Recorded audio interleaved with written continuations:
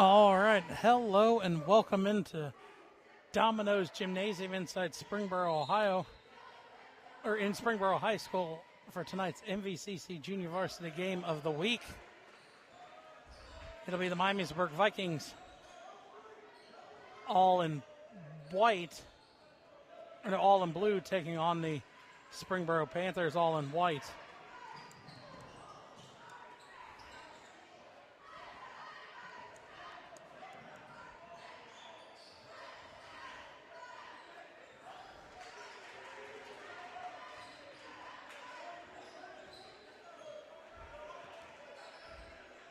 You see here Springboro Miamisburg trying to get it inside the three-point line. Cross-court pass to number 21, Drew Davis.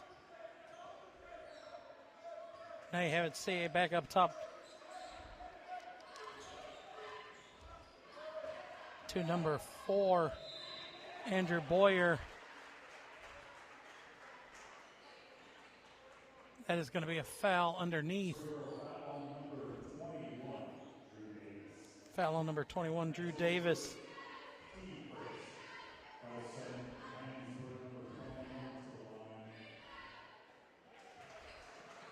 That's going to send Alex Anderson shooting, or no, sorry. Let's say Ogabor shooting the one free throws. And Ogabor makes them both. Now you see Springboro going to come out, or Miamisburg going to come out and play a little bit of a full court press.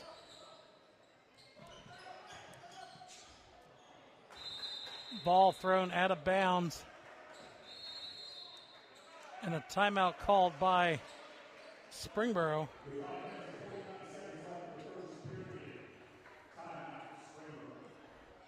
Springboro not really getting anything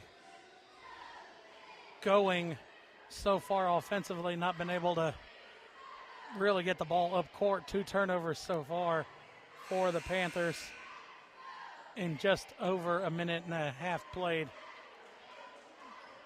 Miamisburg leading 2-0. 5:49 left here in the first quarter of our junior varsity game of the week. See Nolan Robinson giving some direction from the Vikings as they are coming up court with the ball. See Ogabor. Ogabor falls. Springboro, I think they're going to call a jump ball, and they do in favor of the Panthers. That'll be the Vikings' first turnover.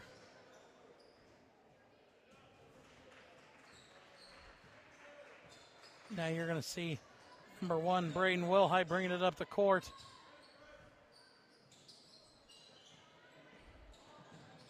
Almost thrown away there, but Rambo corrals it. Wilhite's going to launch a 3, hits off the back of the iron. Ogabor looking to go all the way, high up off the glass. Can't get it to fall in. Now Panthers pushing it up court quickly. Wilhite looked like he got more of the side. A 3 there.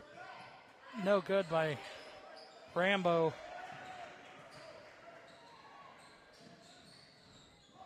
Davis dribbles out, or Boyer dribbles out, gets his own rebound, puts it back up, and falls just off the front of the rim.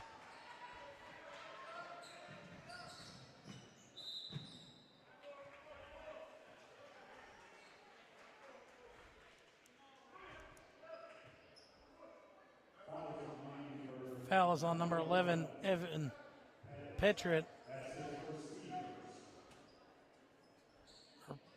Pettit, sorry.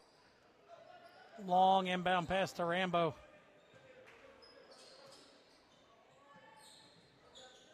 Now back up top of the key to Wilhite. That's going to be a 3. That one just off a little bit by Drew Davis.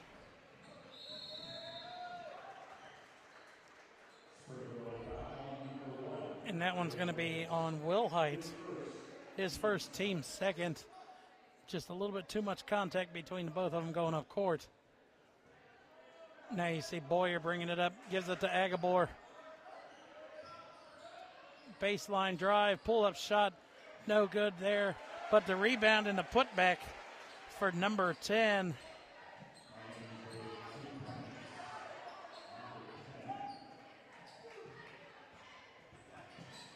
And we'll work on getting who number 10 is. Springboro, an offensive rebound by Brigger. Gives it back up top of the key to Wilhite. Drive in, high up off the glass. Jack Greger finally gets the Panthers on the board.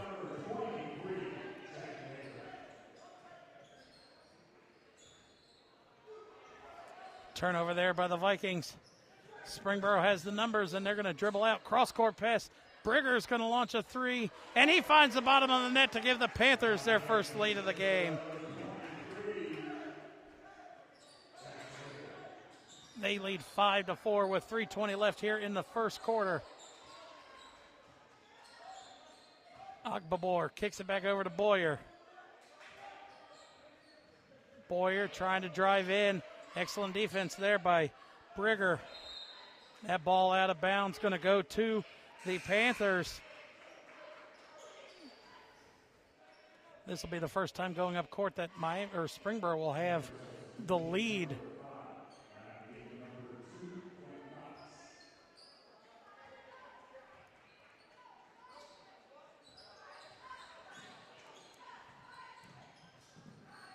Kick over corner three, Brigger, another one. Oh no, sorry, that was Cam Cox. Springboro made their last 2 threes from behind the arc, and now they're playing a full court press. Baseline drive, gets the defender in the air. That was Nate Jamison. Brigger hands it back off to Cox. He's going to drive in, crosses corner, pass. That three is off, but 10 for Springboro. Rambo got his rebound, and he's going to go to the line to shoot 2.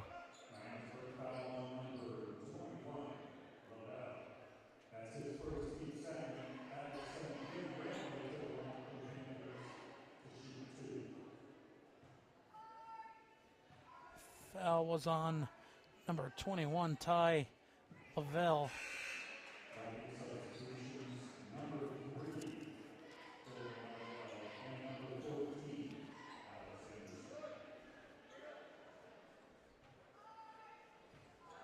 It's going to put Rambo at the line.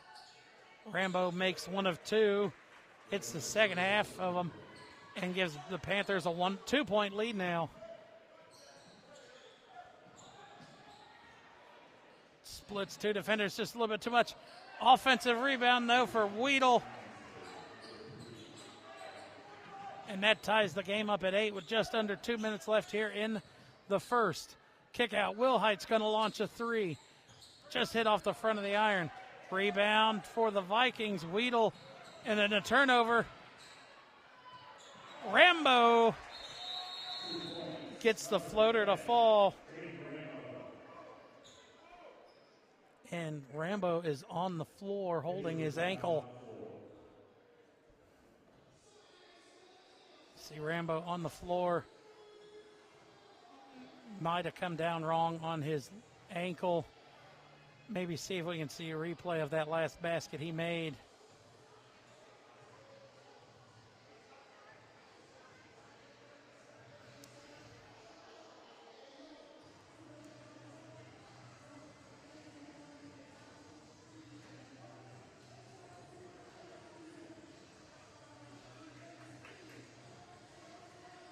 Rambo still lying on the floor, or on the court.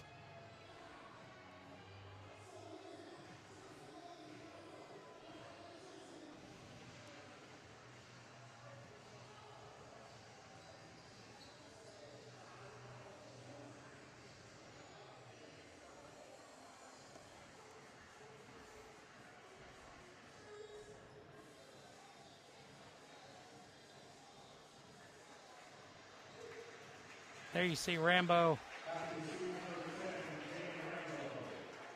finally up on his feet and walking off with some help, but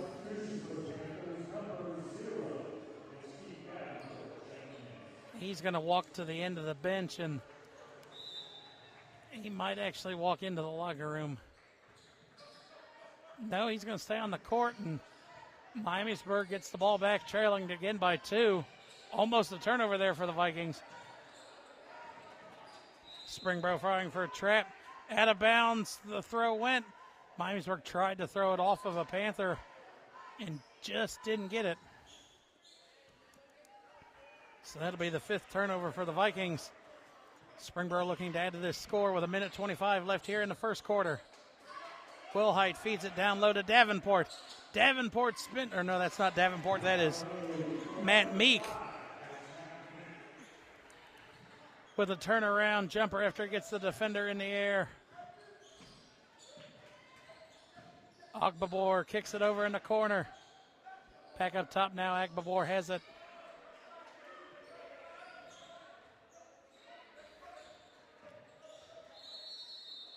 And a travel violation called against the Vikings, and that'll be another turnover. Springboro leading by 4 with 53.5 seconds left. Wilhite kicks it over to Rambo. Oh, no, sorry, that's not Rambo. That is Gregor. Gregor kicks it out to the corner to now back up top. Davenport's going to launch a 3.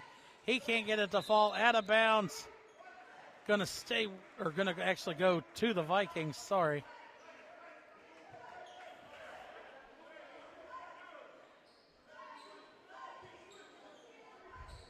No, actually, they changed the call. It's going to stay with Springboro.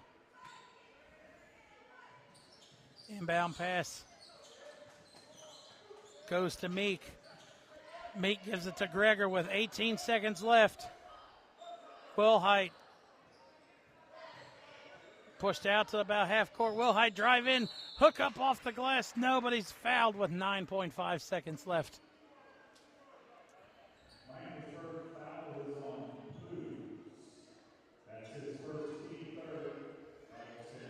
And the foul is on Ethan Plews for Miamisburg. Wilhite makes the first.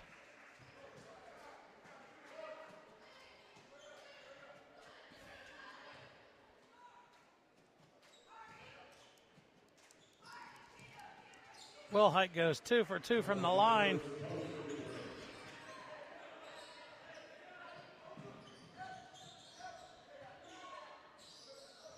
It's 2 seconds left. Miamisburg gets his shot off right before the buzzer. Number 3, Nate Jamison in Miamisburg comes back after turning it over 6 times since they were up 5-0 and trails now 15-10 at the end of the first quarter.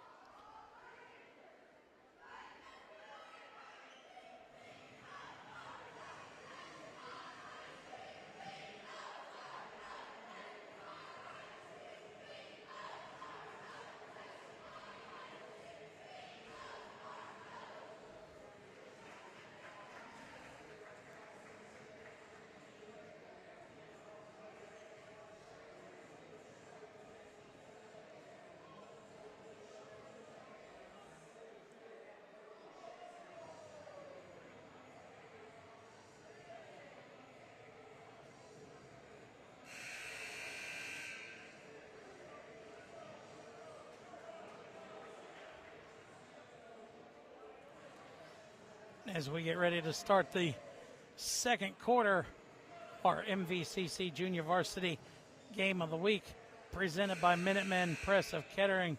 Springboro with a 5-point lead, 15-10 over the Miamisburg Vikings.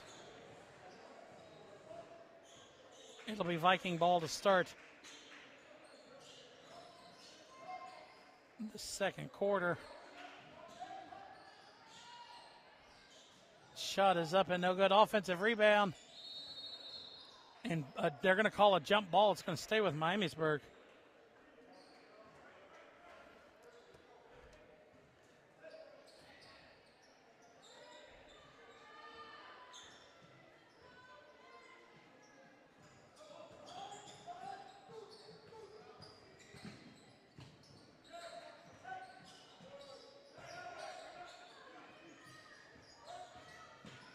Davenport drives in, and they're going to say he traveled.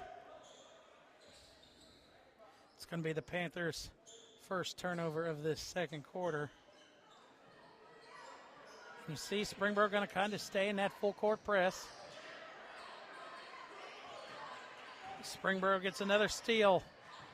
Pushing it up court, crossover, back up top of the key. Brigger can't hit the bank shot. Davenport with an easy rebound and put back though.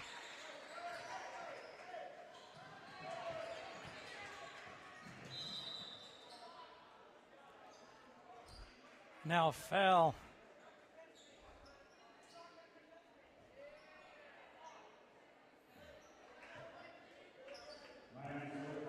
It's going to be a foul on the Vikings. Number 14, Alex Anderson.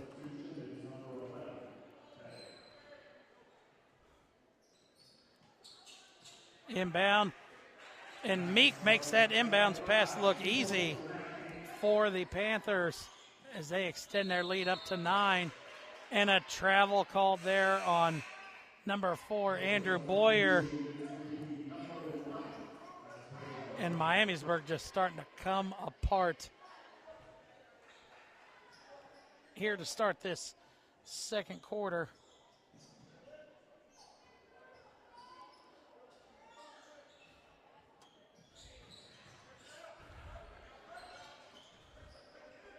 You see now Will Height has it. His floater's no good. And Miamisburg grabs that rebound with 2 hands to make sure they don't turn it over. You see Anderson. That ball just ripped away by Meek. Gives it off to Drew Davis. Davenport corner 3, just a little bit off. Left of center.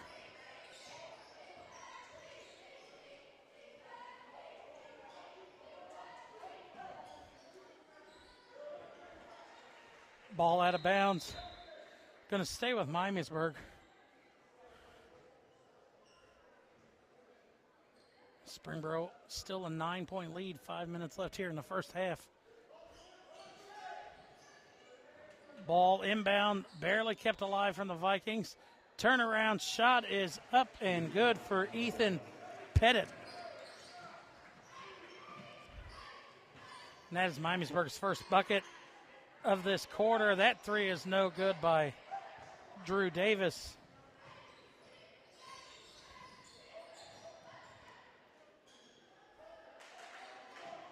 Boyer, hesitant step in. Now he tries to dribble in. Lost the handle on it, and another turnover here for Miamisburg. That's their 5th of this quarter alone. Up court pass. Davenport launches a wide open 3. And Miamisburg is lucky that they are 0 for 4 from behind the arc, or they will find themselves in a big hole than just the 7 points now at 4:10 left here in the second. Davenport tried to poke it away. Gets it down low. Pettit through contact. Can't get it to fall. Will Height. Wide open 3 for number 3, Carson Brigger. And Miamisburg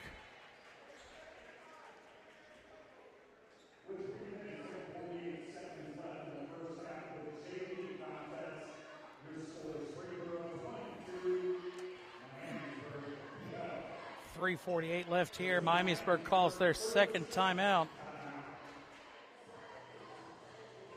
of the game. Now trailing by 10, but the thing is for the Vikings, they have 5 turnovers in this quarter and have only scored 1 bucket.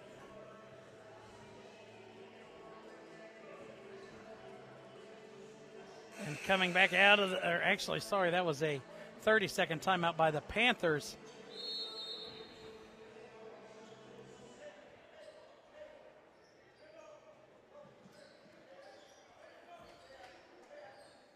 You see Anderson kicks it over to Weedle.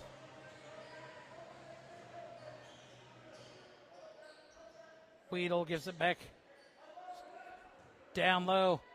Pettit up off, well, not even up off the glass. Pettit just went for it. Miamisburg trying to cut into this deficit a little bit at a time. Wilhite drives into the paint. Wilhite off the back of the back iron. No. Now Miamisburg a chance to really get into this deficit. Drive out kick. And that is about as late of a travel I've ever seen called in high school basketball. Here you see Pettit. Thought he was going to use the backboard. It ended up not. But Pettit, last couple trips down, he has went through a lot of contact to get his 4 points.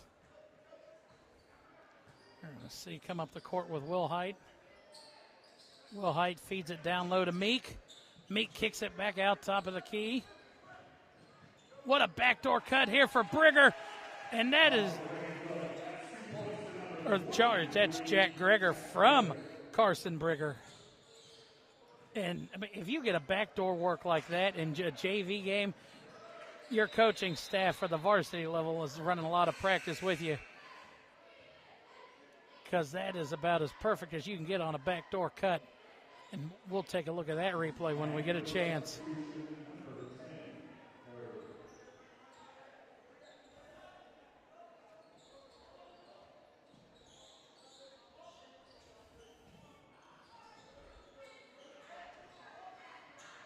Pettit kicks it over.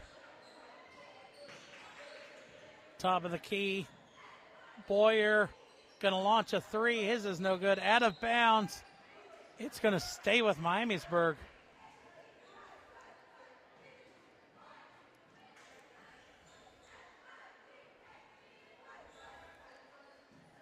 Long inbound top of the key goes to Weedle. Weedle up off the glass and finishes. Cuts it to an 8-point game. Just under 2 minutes left here in the first half. Pull up from the free throw line. That shot is no good from Cam Cox.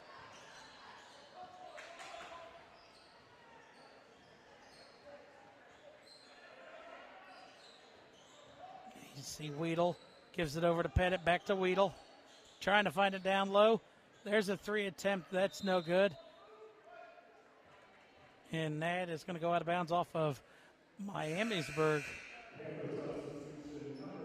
Looked like Angelo Leonard shot that three for the Vikings.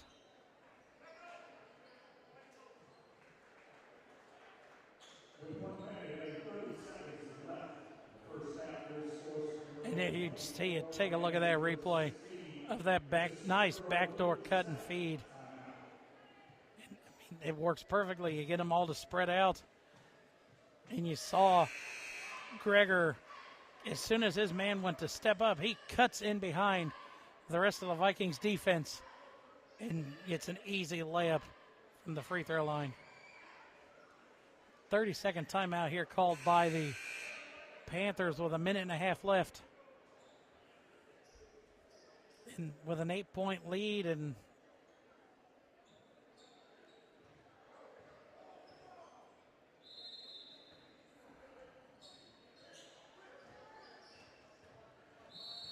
now a foul is going to be called on Boyer.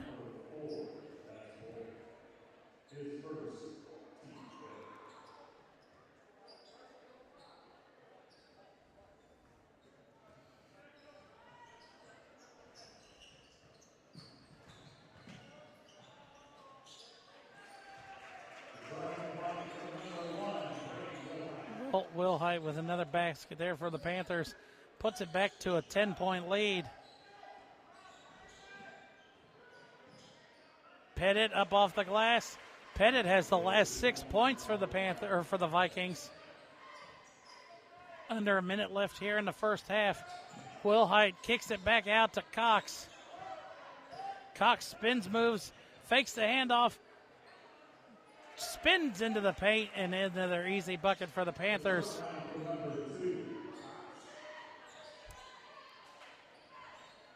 Cox has 4 points in the game for the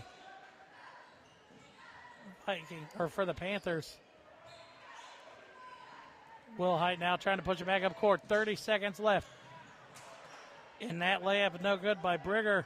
See if Miamisburg will hold for the last shot with 20 seconds left. And there you see Leonard dribbles out, passes it back up top of the key. Cox steals that one with 10 seconds left. Cox floater is up and high up off the glass and good. Boyer will have about 3 seconds left. Boyer gets the shot off, but it will not fall. And that will be the end of the first half. Springboro 30.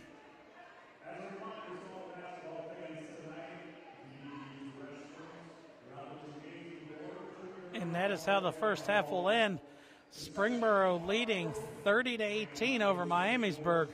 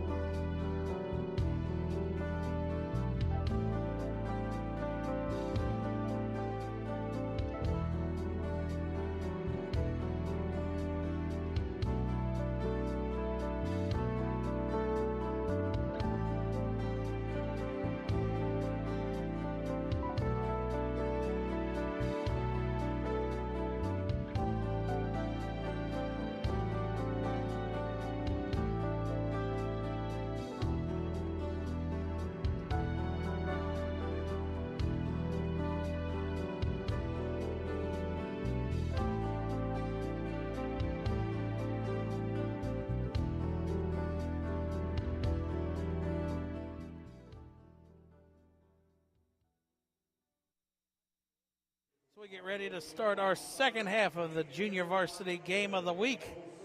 Springboro with a 12-point lead, 30-18 over the Miamisburg Vikings. And what it has been, it's been turnovers for the Vikings. They had 5 in the first quarter, 5 again in the second quarter. And the only reason Miamisburg's only down 12 is Springboro's lackluster shooting performance from behind the arc. Springboro a stagnant 3 for 13.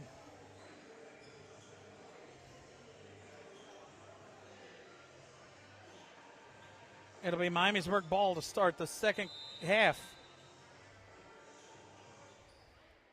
And Hoyer is going to start this one off for the Vikings. Guarded by Wilhite, now kicks it over. Agbabor drops, kick back out top of the key. Miamisburg has to save it from going out of or going back court. Violation was Pettit.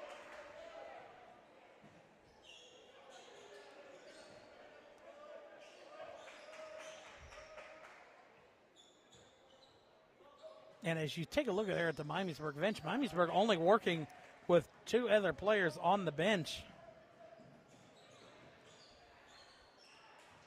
And Springboro turns it right back over. Leonard going to drive around, try to get into the paint. Pushes it out top of the key to Hoyer. Back up top, Leonard's going to launch a 3, and he buries it. And now you have a carry called against Springboro.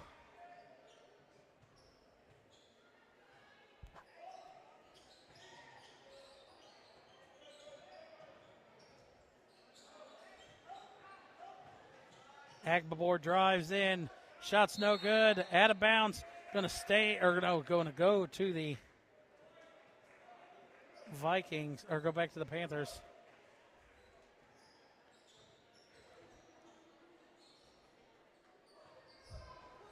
Now you see Miamisburg starting to play a little bit of a full court press. Free throw line jumper for Brigger is good. He has 5 points in the game.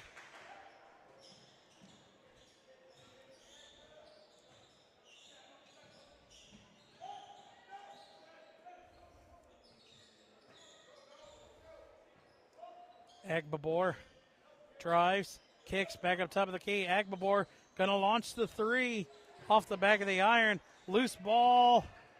Finally corralled by Springboro.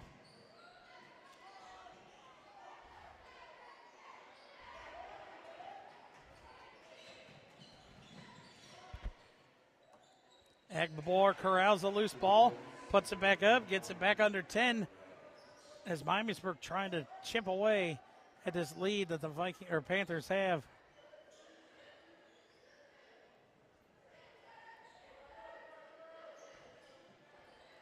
Top of the key, Cam Cox steps in, can't get it to fall, it just skips off the net.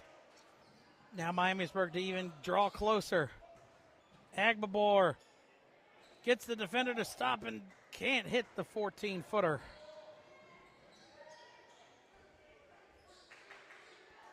Top of the key, Wilhite, guarded by Boyer. Wilhite's going to drive in, lost it on the way up, and it's going to go back to the Vikings.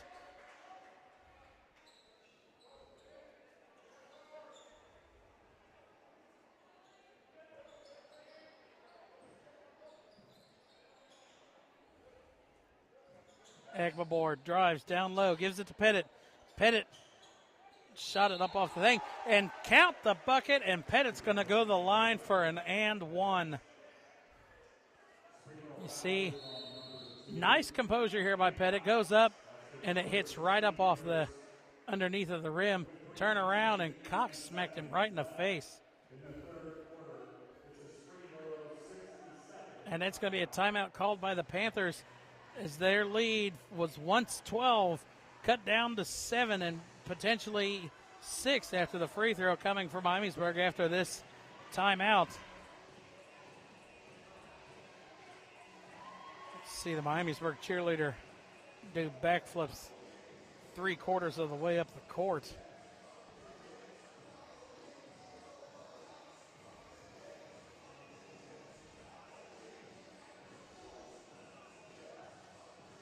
looking at the Panthers, 2 turnovers is all they've done so far this half.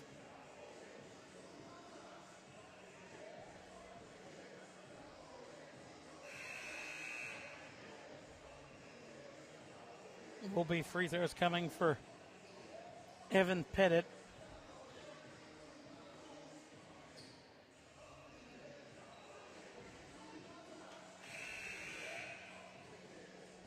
Pettit has not been to the free throw line yet in the game. Miamisburg's only shot. This is actually Miamisburg's first trip to the free throw line.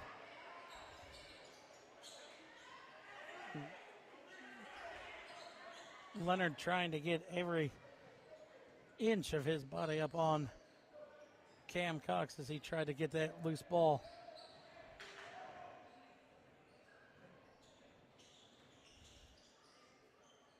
Cox gives it back to Wilhite. Down low. Up off the glass, no good. Gregor couldn't answer. It's Miamisburg, Agbabor.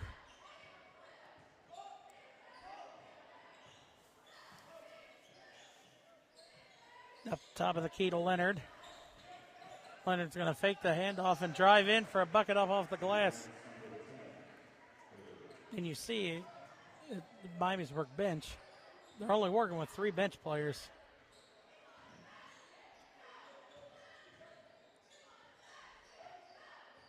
Wilhite's going to drive in. Feeds it down low to Meek. Meek throws it away. Leonard gives it back top Hoyer. Hoyer's floater is good. Nice shot there by Hoyer. Or Boyer. That was a kind of falling backwards floater. Now Wilhite hands it off to Gregor. His layup is up and good. Gregor has 9 in the game, leading scorer for both teams.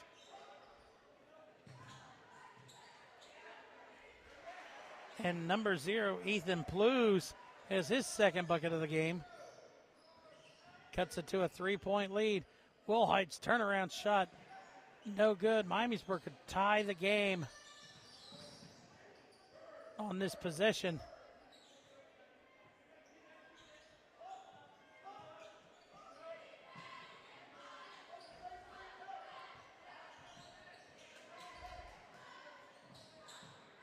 Contact, nothing called. Ty Lavelle gives it up.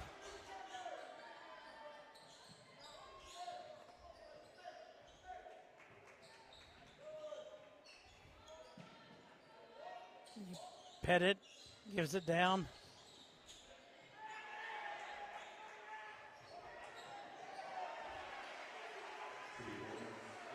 And that cuts it to a 1-point game.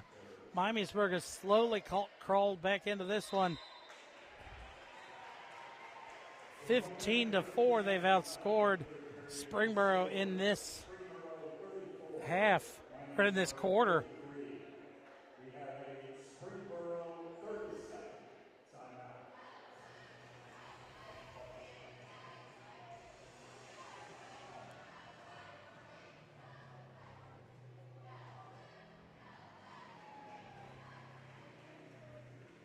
See here, look at Plews. That one was blocked. One dribble, and Leonard puts it back up off the glass. Leonard has tied Gregor with 9 points.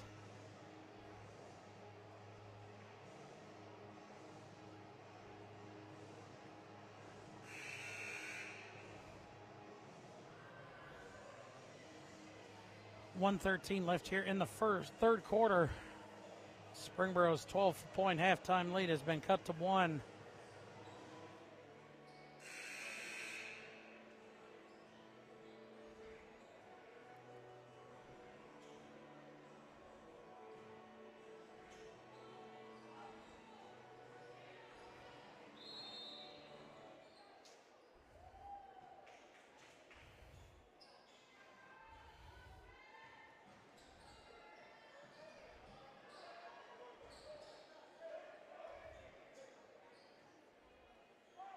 There's a three, and that one is up and good for Matt Meek.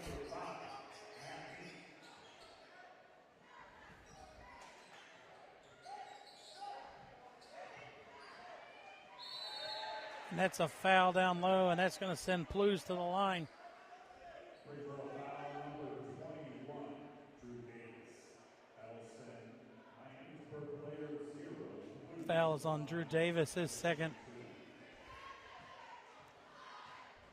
Blues at the line. Misses the front.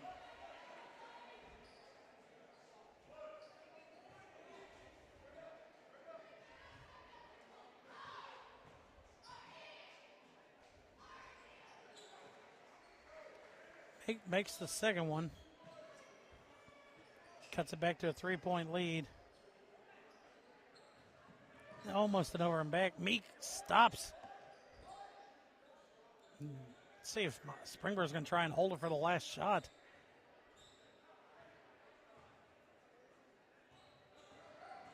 Drive in.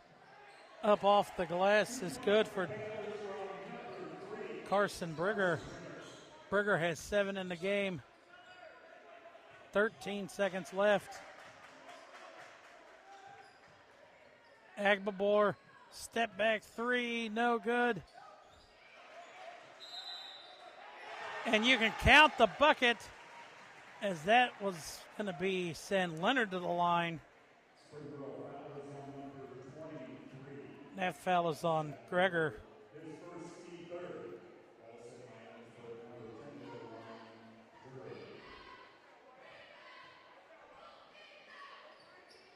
And you see the ref there count the bucket.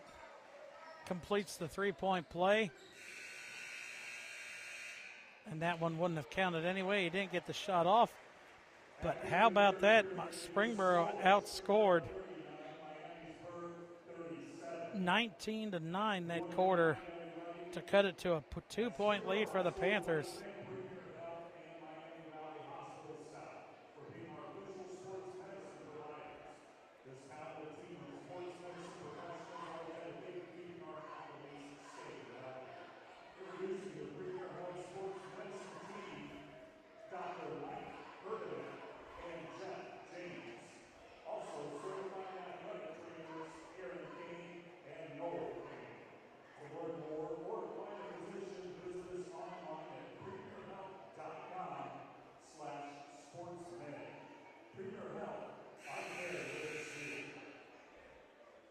So we got 7 minutes left, tie 2-point lead for the Panthers.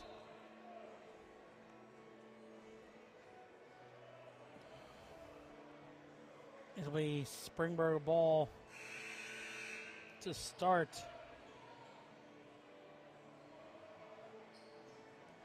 The fourth quarter, 2-point lead.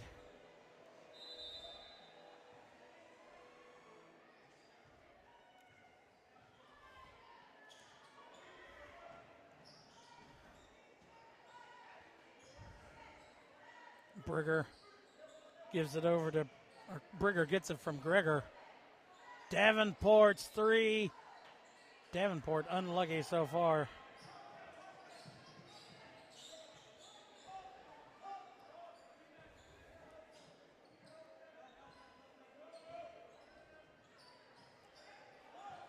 Agbabor.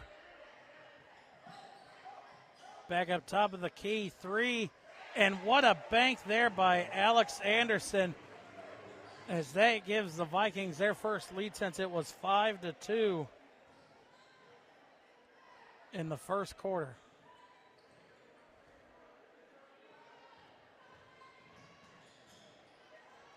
Gregor lost the handle, gets it back from Davis.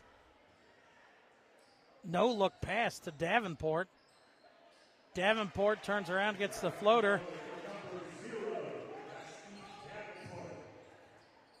Now both teams trading buckets.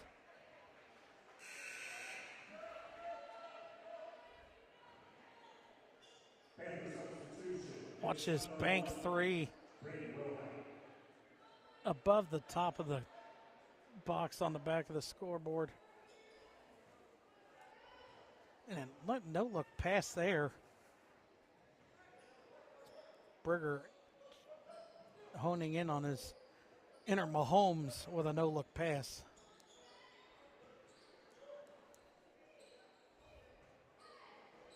Wilhite.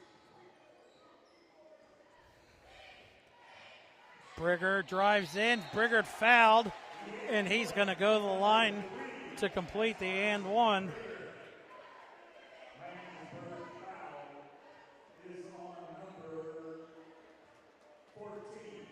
Second foul on Alex Anderson.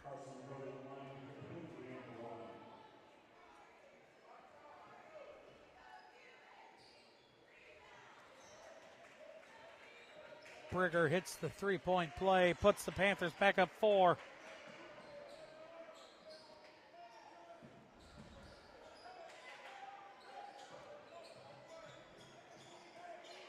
Leonard gets his own miss. And they're going to call a jump ball.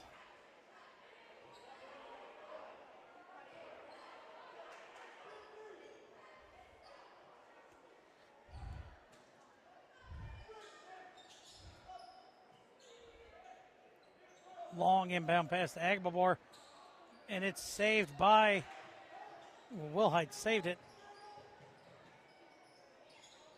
That shot's off by Plews. Plews fights for the loose ball, gets it, but Springboro comes away with it. And Gregor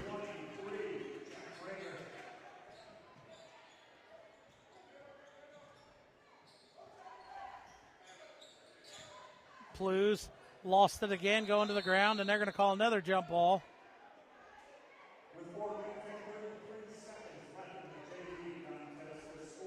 Four and a half minutes left here.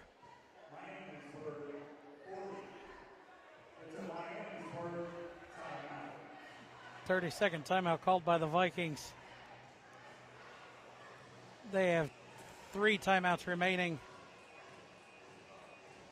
in the game. Springboro just the one.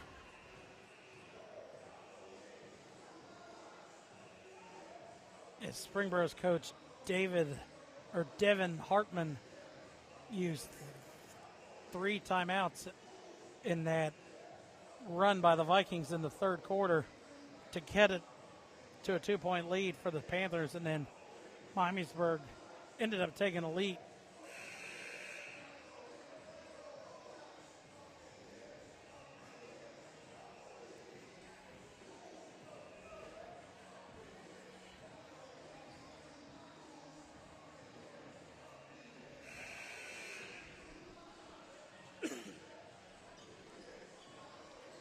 Agbabor set to inbound here for Miamisburg underneath his own basket.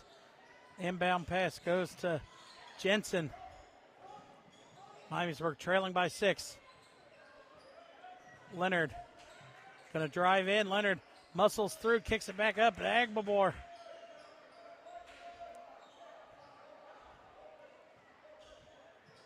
Now you see Jensen, sorry. There's a 3, rattles at home. Ogbabor.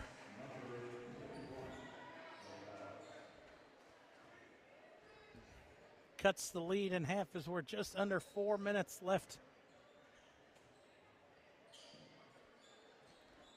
Kicks up top of the key, 3. Brigger answers back with one of his own.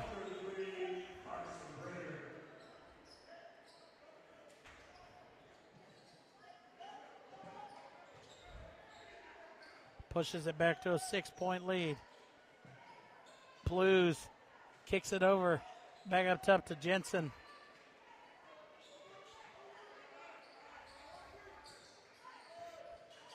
Gives it off to Ogbabor. Corner 3 from Leonard. That one's no good. No look pass into the corner. That 3 was halfway down by Davis. Under 3 minutes left now. Miamisburg's got to start taking high efficient shots, even if it's a 2. Jemison kicks it back up top. Plu's going to drive in.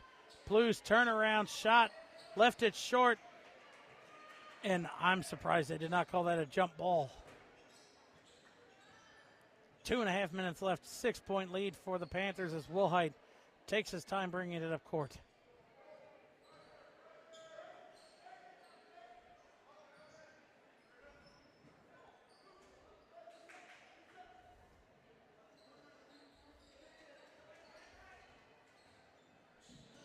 Dump off, and what a block from behind by Evan Pettit.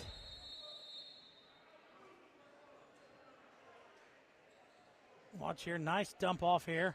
And Pettit goes up and just palms the ball. And it's going to be out of bounds to the Vikings.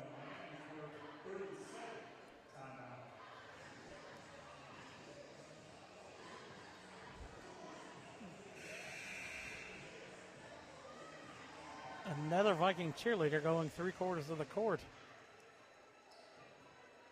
30-second timeout called by the Vikings. 2:11 left here in the fourth quarter. Miamisburg trailing by 6. Still enough time where you can go and you can get some easy twos.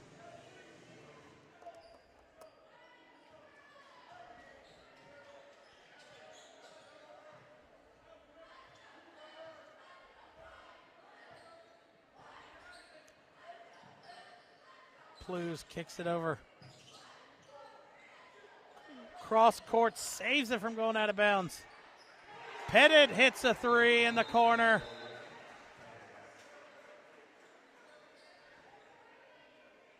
Pettit now has 11. Cuts the lead in half. At 1:40 left here in the game.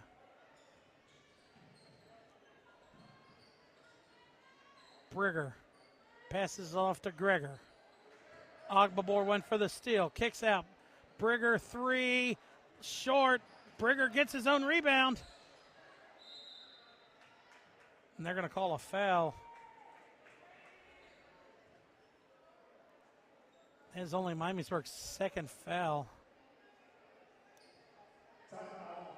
Oh, no, sorry, no foul.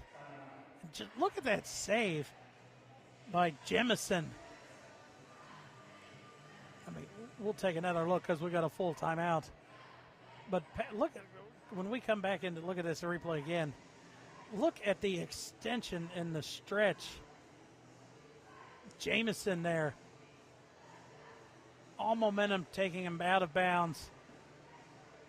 And then Pettit just turns around and hits this 3 nonchalantly to cut the lead in half. And there was no foul called. There was a timeout called by Springboro. That was their last timeout. 1:22 left, and Springboro inbounding in the corner.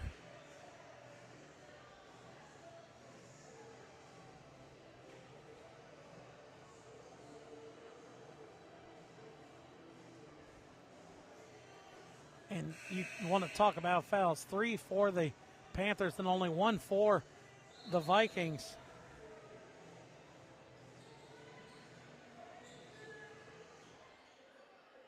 So Miamisburg has a lot of time, or quite a few fouls to give up if Springboro wants to start and try and dribble some clock out.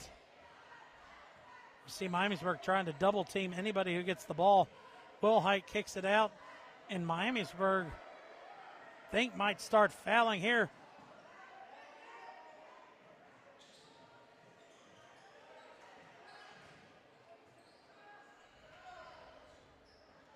Springboro, and they finally give the foul. That is his second. Blues. If I'm Miamisburg and you let him dribble off 30 seconds,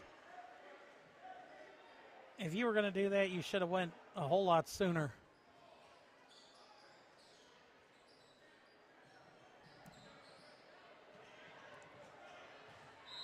Now another one here with that one took off 6 seconds. It's the second on Lavelle. Third for Miamisburg.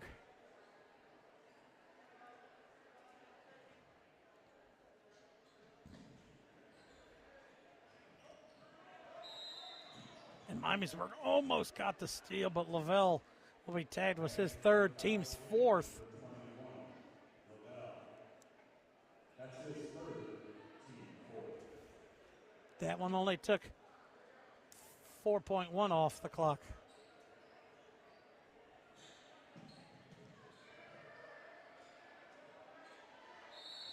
And there, another, that foul is on Nate Jemison, his first, team's fifth. And that one took only 2.2 seconds off.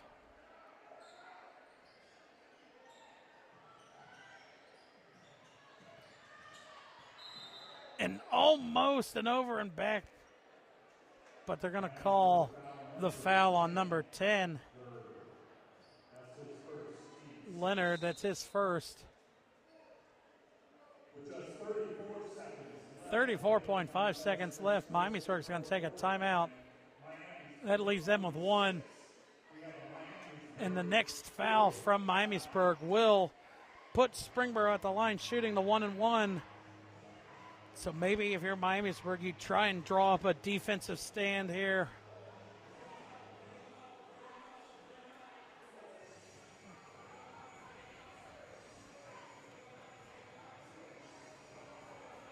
You look in, Coach Hartman maybe trying to draw up a pass, inbound play or something.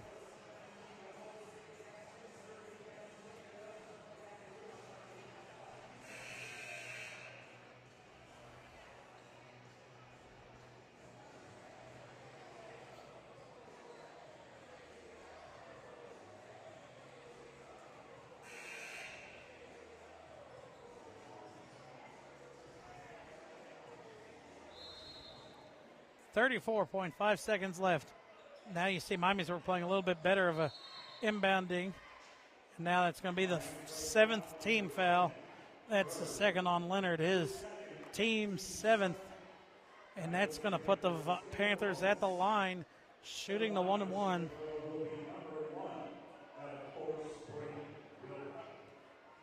Will Height at the line for the Panthers, 1-and-1. Will Height misses the first. Miamisburg gets the rebound. 30 seconds left.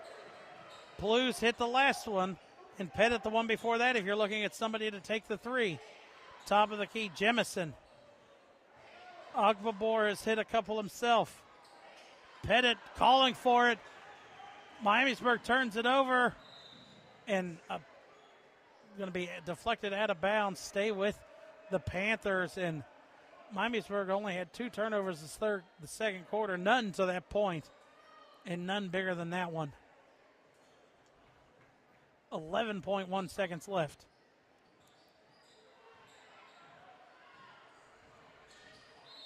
And Miamisburg, Blues is going to foul him with 6.6. That's his third, team 8 to the line for Panthers, 21 for the 1-and-1. It's Drew Davis. And you see Jemison tried to get a little too fancy with the ball. Miamisburg misses, but an offensive rebound.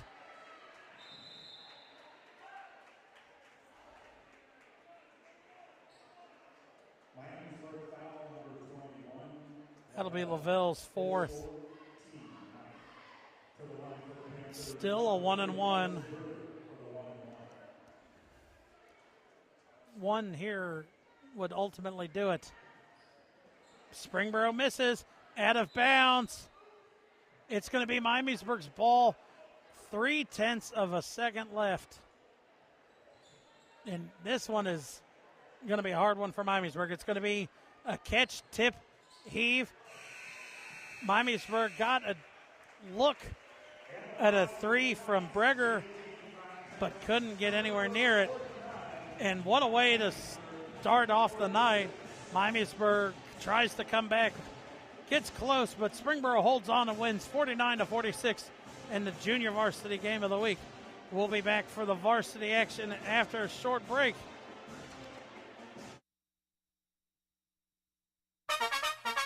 Think about it. Think about it.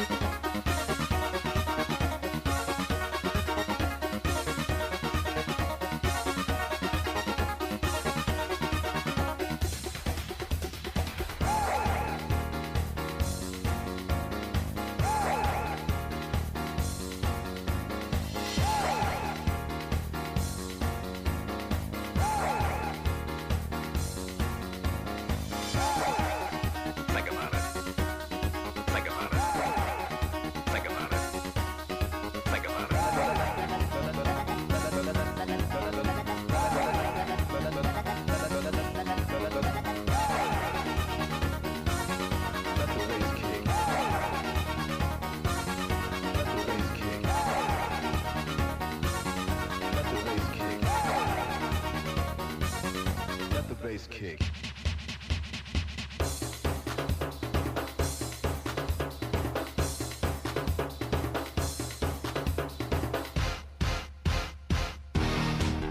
Think about it. Think about it. Think about it. Think about it. Think about it. Think about it. Think about it.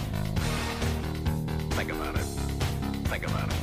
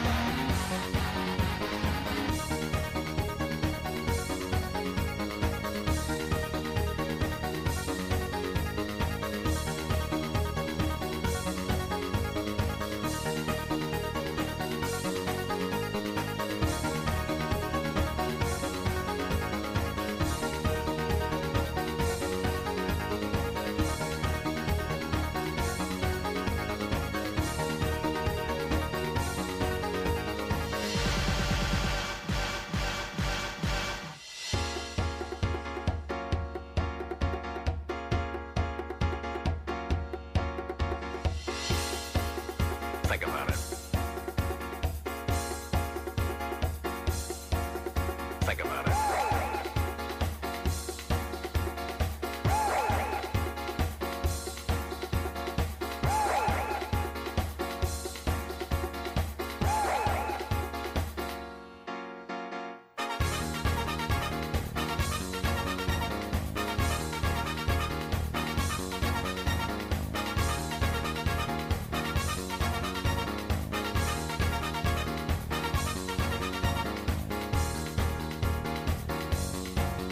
Think about it. Think about it. Think about it.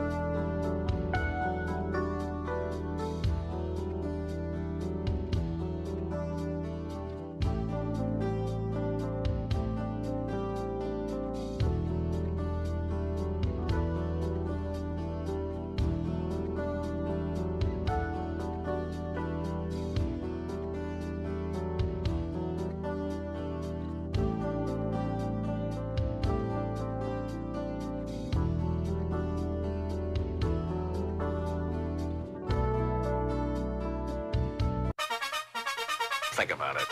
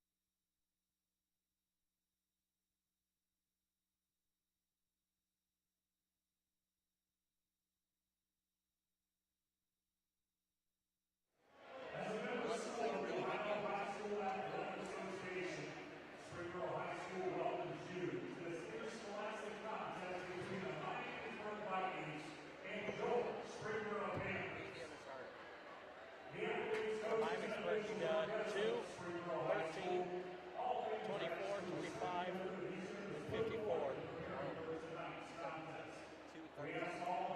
2, 13,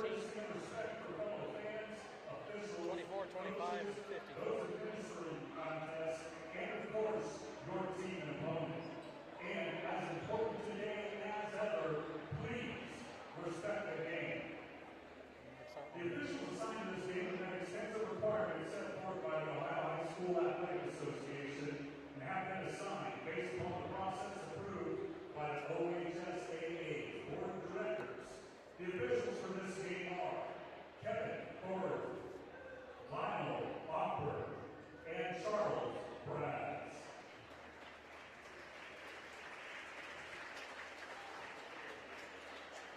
Ladies and gentlemen, at this time, we would like to direct your attention to the center court as the Springboro High School Junior ROTC presents the colors. We'd also like to invite you to please stand and join in the playing of our national anthem.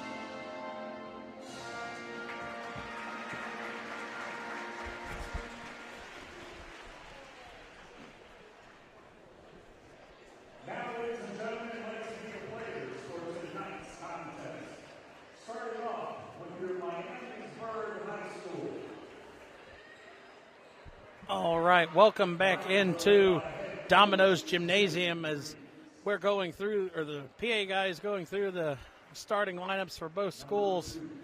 We're going to get you started. The 3-7 Springboro Panthers are set to host the 5-5 Miamisburg Vikings. Andy, what does Springboro have to do to try to win this game, especially since this is going to be their fourth game without playing with R.J. Greer, who I was told is done for the season? Well, Garrett, losing a guy like R.J. Greer, it's always really tough. He's a great prospect and a really good player for this team. But, in his absence, Maxim Butler, specifically over like the last 5 games, has stepped it up. Really kind of struggled there against Centerville. But if you take that game out, I mean, it's Centerville, right? But if you take that game out, he's averaged 19.5 points over the last 5. And he's also shot a blazing 64% from the three-point line, 18 of 28. He's just been knocking everything down, everything that he's taken. So if Maxim Butler is able to keep things rolling, I think they might be able to get a win tonight. It'll definitely be hard. Like we said, this is their 4th game without, or Greer played the first 4 games and been out since. Springboro 2-5, and like you said, they played a tough Wayne team. They played Centerville. They played, I think they lost a close one to Lebanon. Or no, they lost a close one to Kings. So they're a couple baskets away to maybe even being closer to 500 since Greer's absence. So it'll definitely be interesting to see how the Panthers step it up here. But I think it's going to have to come from, like you said, a combination of Maxim Butler and then probably Jerome White for the Panthers. Yeah, and then you can't forget about Will Yates, very good point guard, able to make things happen in transition, a good passer. also good on the defensive end, averages almost 2 steals a game.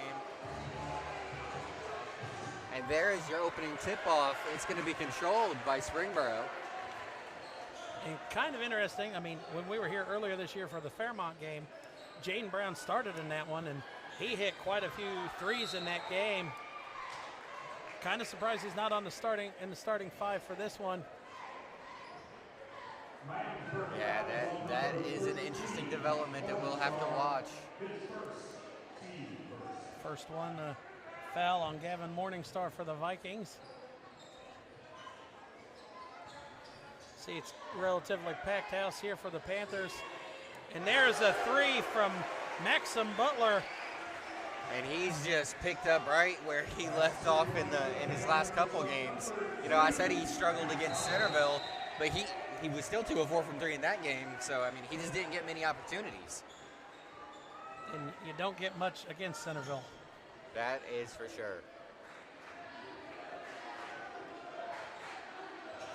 So Greavy knocked that ball out of bounds, so it's going to stay with the Vikings. That one, a dangerous pass and intercepted by Butler. Butler looking to go up, and Butler finishes. Nice touch on the finish there by Butler in transition. The defender trailing, trying to block, but uses the glass. Easy finish. This is going to be one of the harder angles. You see it's game day here for the students of Springboro.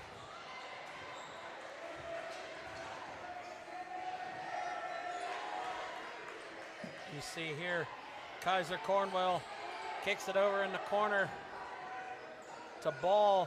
Miamisburg trying to whip it around.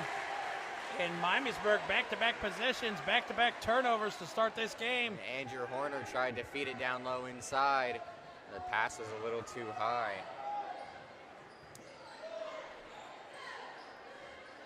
Butler kicks it over to Greavy. White goes in, a little bit too hard. White slow to get up there, he finally does.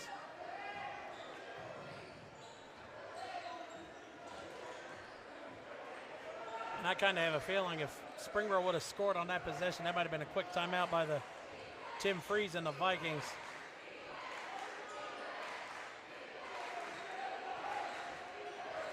Miamisburg's going to reset Cornwell, guarded by Yates. Cornwell double team, gives it off to. That 3 is no good. Hit the top of the backboard. That one should have been blown dead. Andrew Horner. He doesn't shoot too many of them. That was just his 6th attempt on the season. Offensive rebound.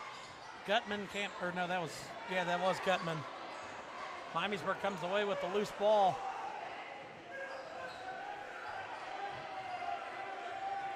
And you see the pressure the Panthers put on.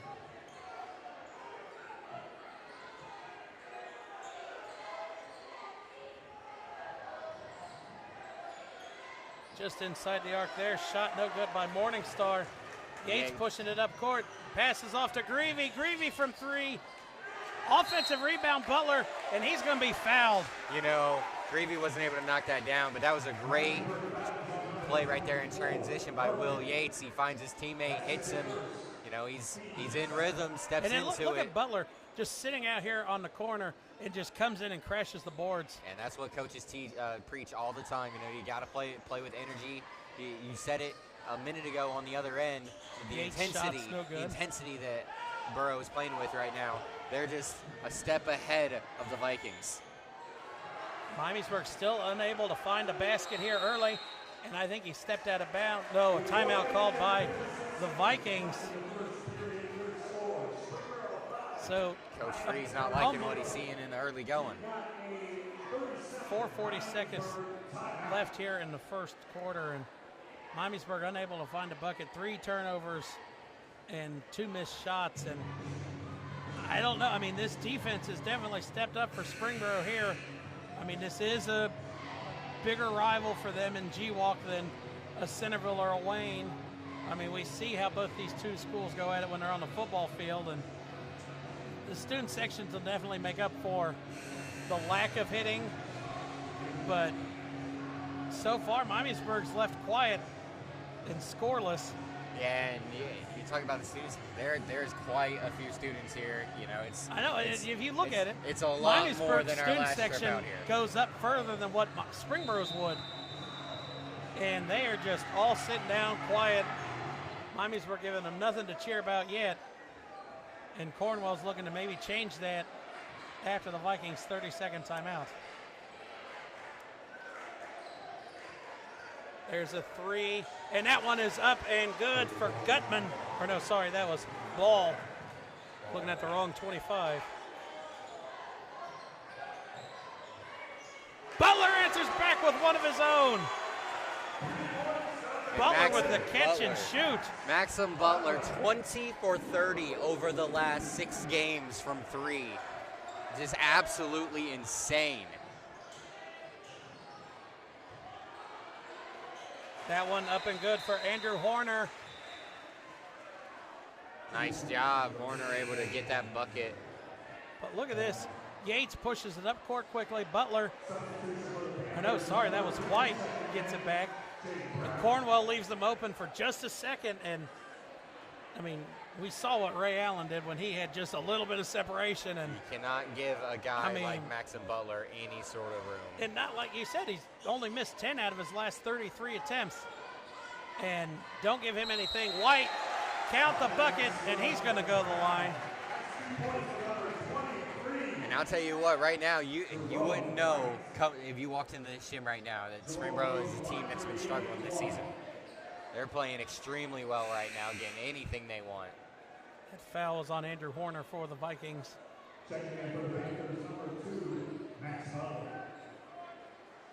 Butler checks back into the game, and you know, Jerome White, he's another one of those guys where it's like if they're gonna turn their season around, he needs to take a step. He played pretty well, like freshman year. In that last, freshman year, and then in our last game that we were here a few weeks ago, he played pretty well there in the second half. He 6 needs points, to take but that I mean, next step. his presence is known more on the defensive side. Miamisburg double teamed here. Morningstar hits the back of the iron. And look at Yates come through and just take that rebound. Long arms out of Horner. Just literally reached over top. 3. That one can't fall for the Vikings, or for the Panthers.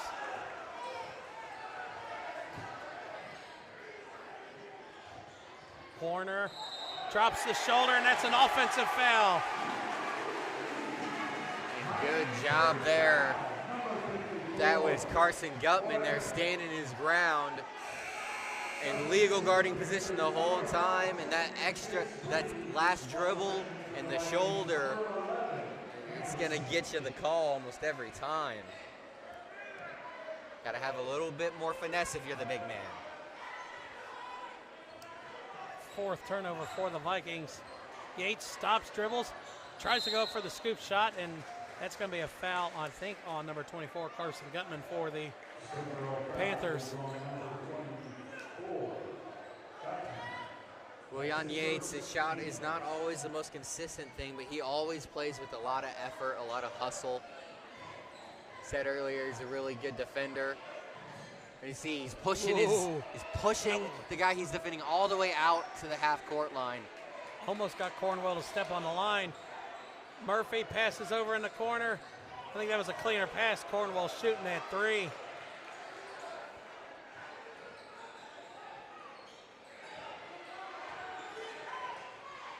Cornwell kicks it over to Ball, now down low.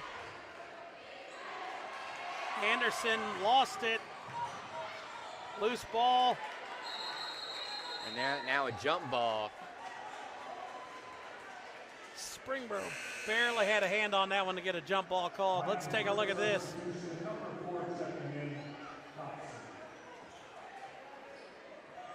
Oh, you saw Freeze in the corner trying to call the timeout, which if you're Miamisburg, you're kind of glad he didn't, because you had the jump, or you had the ball in your favor.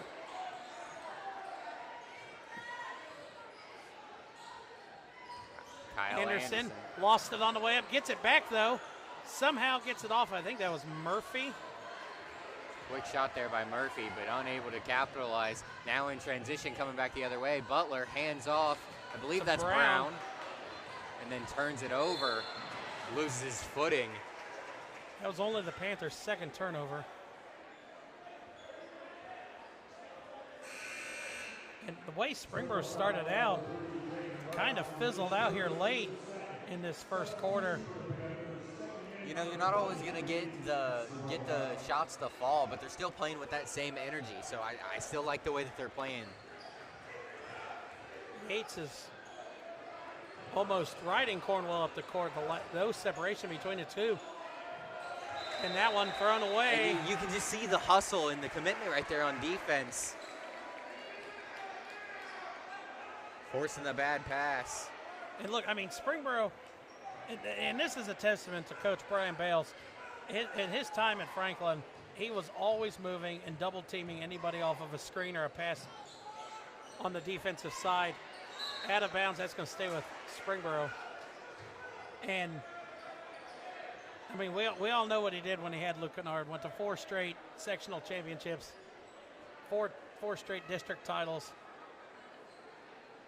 And that's his bread and butter when it comes to defense. And Yates just looked like he took his eye off the ball. Gives it down low to Morningstar. And they're going to say traveled, it looked like. Travel called. Just over a minute left here in the first quarter. Yates gives it to Butler. Springboro moves it around the outside of the arc well. Pull-up shot from Greavy, no good. Loose ball, Yates gives it to Butler.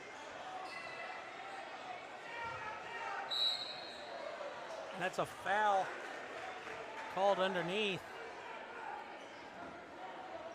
Didn't see who they said it was on. It's going to be on Cornwell, his first, team's 5th. Yates got to get it in. Lobs it into Butler. 37 seconds left. Yates going to the right. Greavy's going to drive, gives it off. Up off the glass, can't finish. White, though, with an offensive rebound. And White is fouled. He was in the act of shooting, so he's going to go to the line to shoot 2. Nice job by White there. Gutman not able to complete his attempts. White able to get in there and clean it up. That one rattles around the rim and falls out.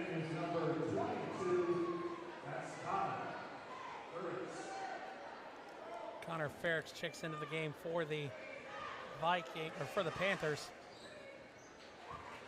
White makes the second one. That gives them 4 in the game. 20 seconds left, and you would ultimately think Miamisburg's holding for the last shot if they can get up court. Miamisburg or Springboro again. That leaves Morningstar open in the corner for a 3. Nice shot there by Morningstar. Butler gets it off. Can't get it to fall. And I don't know. If I'm Morningstar, I think I almost give that one to someone else. Let you shoot it. I'm not messing up my shooting percentage. This is a nice 3 here. After Springboro gets Miamisburg out to the half-court line again, and you see Greavy went up because the pressure pushed Miamisburg out, and that left Morningstar open for just a second to get that pass. And 12-8 lead at the end of the first quarter. I guess if you're Miamisburg, you can consider that a win the way your first quarter started. 4 straight turnovers, and you were down, I think it was 6 or 7 before they got their first basket, and ended the quarter on an 8-4 run. Yeah, and I'd say if you're the Panthers, you can't really complain too much either. I mean, you'd hope that after all that great defense that you played, that you'd be up a little more. You know, you're just going to have to stick to it and just hope that you're able to get a couple more shots to fall here going forward. Because, I mean, they've definitely played with more energy so far here in this game. You're ready to start the second quarter. 4-point lead for the Panthers. And Looks like it'll be Miami or Springboro's ball to start.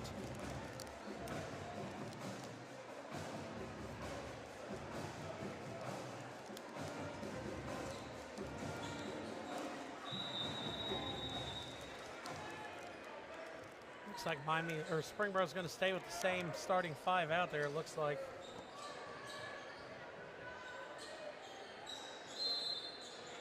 And a foul against the Panthers called. An off-ball screen? Okay. You see White there hit a move. Just pulled that shoulder out a little bit and get him with a moving screen. I saw it there. That's White's first, team's third. Gets it down low.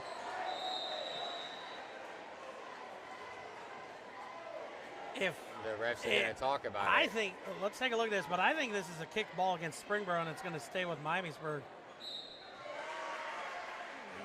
The refs don't agree with that, but let's see. Tried to dump it off here. No, off the knee. It ricocheted off the knee of Drew Copsey. So heads up play there by the refs. I thought it was a little bit lower pass and bounced off Yates' foot. Butler drives in, kicks it out. Top of the key, 3. And Greavy. And just from the namesake, you do not want that one to get hot. Turnover there by the Vikings. Yates corrals it, loses it. Butler drives. Off Gets the the glass finish. in the good and the pretty roll. Absolutely outstanding there. Maxim Butler, And a 10 travel points. called against the Vikings. Gives it right back to the Panthers. Maxim Butler with 10 points just a minute into the second quarter. He's Goes through 2 defenders and finishes with a nice layup off the glass. Yates gets the handoff from White. Yates free throw line jumper. No good. Copsey comes away with the rebound. Cornwall in transition. Back 3 to the attempt ball. there, short. Copsey keeps it alive with an offensive board. He's going to give it back to Ball. Now Cornwall is going to use this screen. And a travel call.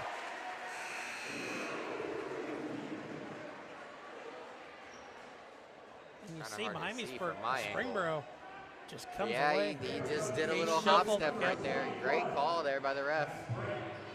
He's got to have better awareness there if you're Cornwall.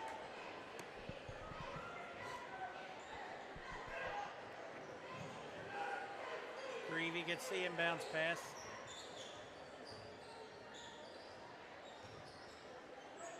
Butler, he even fakes that hesitant, and you got to at least put a hand up. Now White trying to work inside on Copsey. White, offensive foul called against White. I almost don't know about that one. That one looked a little ticky-tacky. As White was just trying to get good position.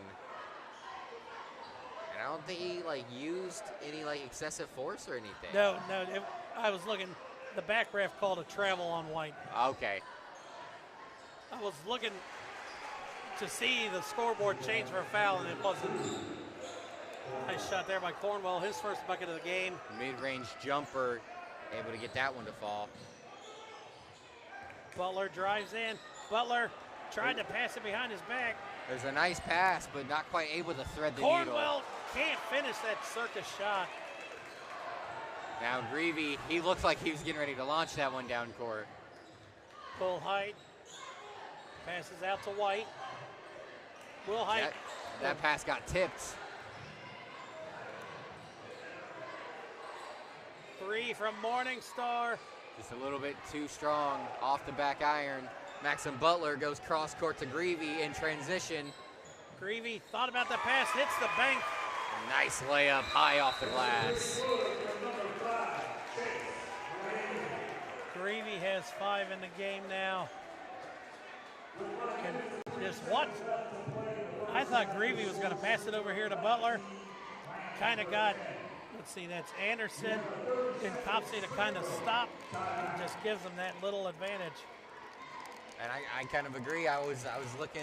I thought he was going to find Butler in the corner, but good decision. Take it up himself. Extend the lead to 9.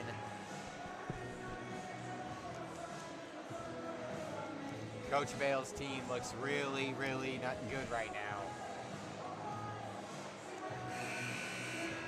9-point lead, just a little bit over 3 minutes, or under 3 minutes gone here in the second quarter, and Miamisburg's turnover is starting to pile up again. 4 right now for the Vikings.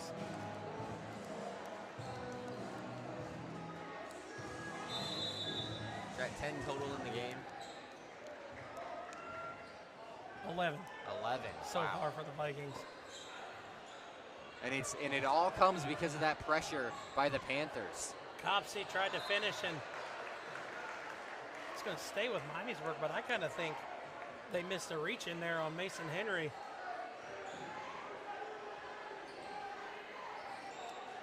Someone's got to get open. Barely gets it into Morningstar. Morningstar almost drug that foot. And then here we go again, that patented double team. Copsey. And he's going to get a wedgie. And, you know, I think that the refs might have missed one on travel there on Cornwall. It looked like he switched his pivot foot, but the trap was so intense. You see back here. Yeah, they did. There was a travel. That foul was on number.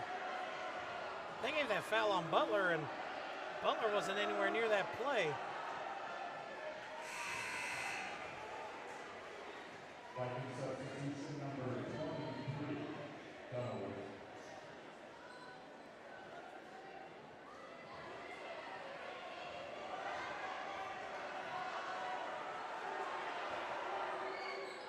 Copsey makes them both. Cuts it back to a 7-point lead for the Panthers. Yates passes out to Butler. Butler, what a block there by Dunaway. Copsey going the other way. Too hard, and I think he was kind of in an awkward position underneath the glass. Yeah, he rushed that one. Should have slowed What a it pass, down. Butler, Greavy, and if he could have hit Will that Yates. three. Ooh. Nice little Sorry, that was drop-off Yates. pass. Drop-off pass to Grady. And look, see, Bales is almost out on the court as a sixth defender for the Panthers with how much he moves up and down the sideline. Copsey can't finish the circus shot. And if he could have hit on those back-to-back easy layups, this is a tighter ball game. Henry, turnaround shot's no good. He's Henry gonna get gets his own miss, rebound. though. And an offensive foul called. And I like that call. Henry out of control when he gets his rebound. Gonna bump into the defender.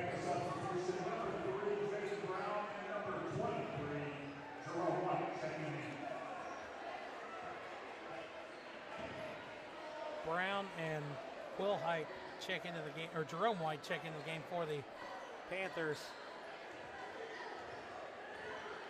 Morningstar is going to walk it across half court. Find Copsey. Gives it down low to Dunaway. Dunaway back up top. Three. Cornwell just off the front of the iron. Not quite enough. And Will Jerome Height, or almost White. falls out of bounds. That's one of those a little bit too late to make a decision. Do you Should've let just it go? Do you grab it? Yates goes through from the screen from Carson Gutman. That nice little hesitation by Will Yates. The crossover, a little bit of a step back, and then the blow by on the way to the rim.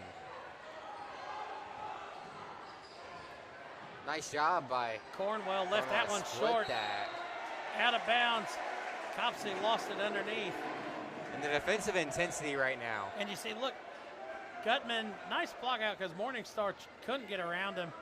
And I don't know what Copsey's doing here. guarding Maxim Butler. So you kind of got to stay out there. Kind of caught no man's land was Copsey. After the turnover, Springboro looking to go up maybe double digits.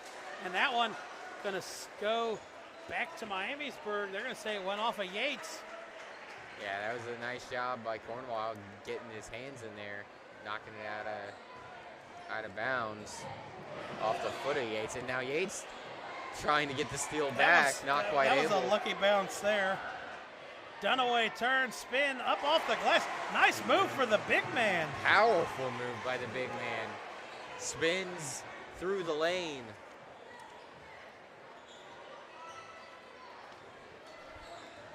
Dunaway comes in only averaging 1.9 points a game, and the hometown Greasy roll goes for. On that little floater there, gets it to go. Greavy.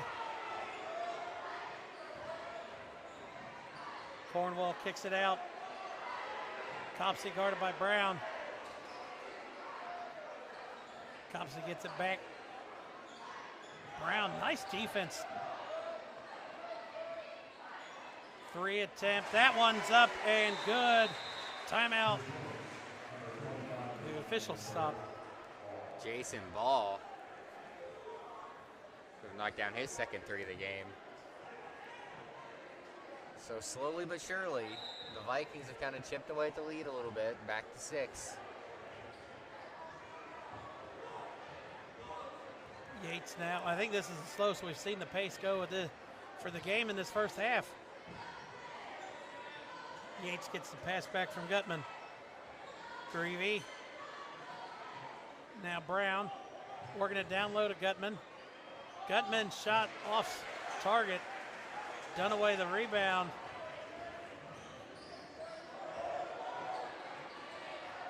Contact both ways. Nice no call by the ref. Copsey kicks it. Ball. Under a minute left here in the first half. And the fans are just letting and the them hear it. Miamisburg or the Springboro student section coming to life. Morningstar goes up through the contact, and they're going to say he's in the act of shooting, going to go to the line for 2. And there is the Chick-fil-A cow. I just looked up and saw him in the corner. There you go. That thing can stay away from me. It is creepy. Is he helping out in the second half?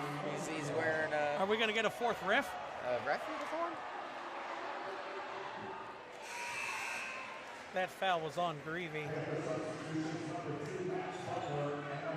Do we get paid if we say their logo or their slogan? Eat more chicken. I mean, do we? No? Okay, yeah.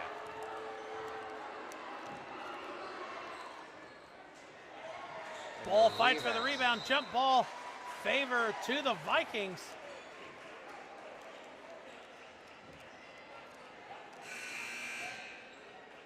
Hey, look.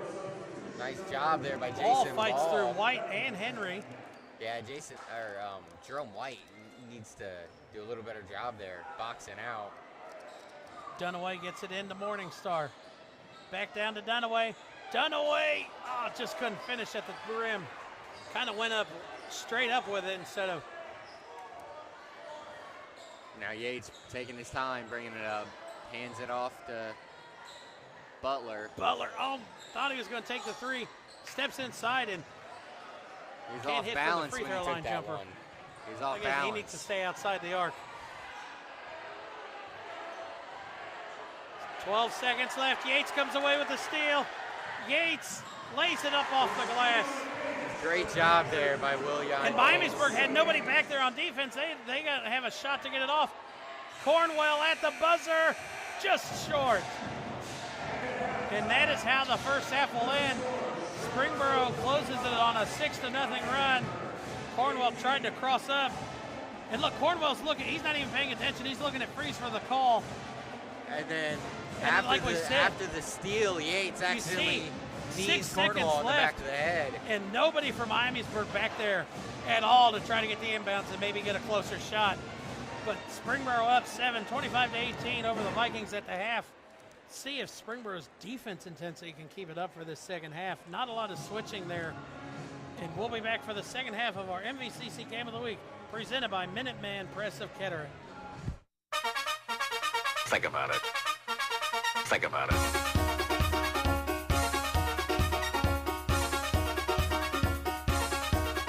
Think about it.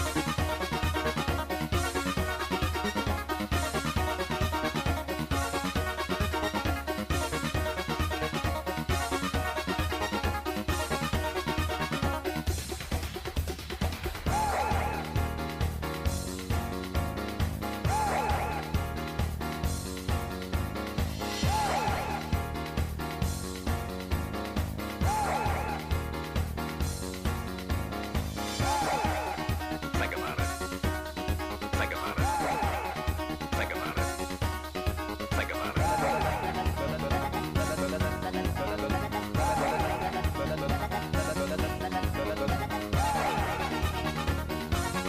Let the bass kick.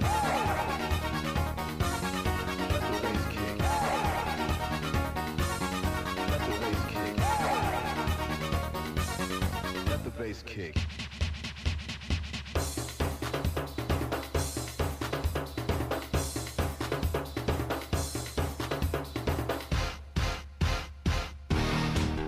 Think about it. Think about it. Think about it. Think about it. Think about it. Think about it. Think about it. Think about it. Think about it. Think about it.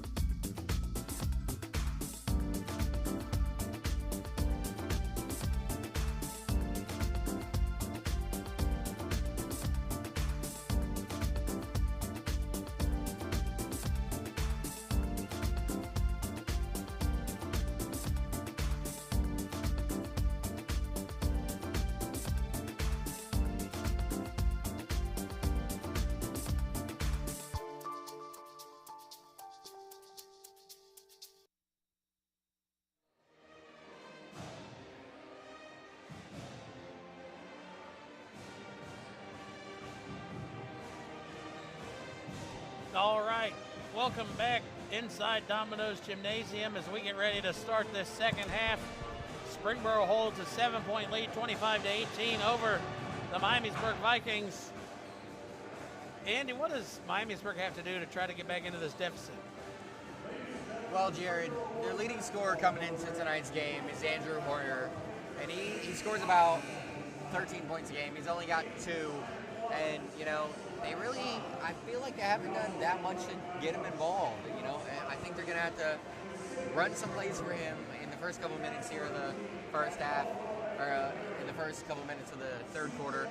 Get him going, you know, like get him going in a pick and roll, and then get him down on the block, you know, just he's really good at those hook shots, you know.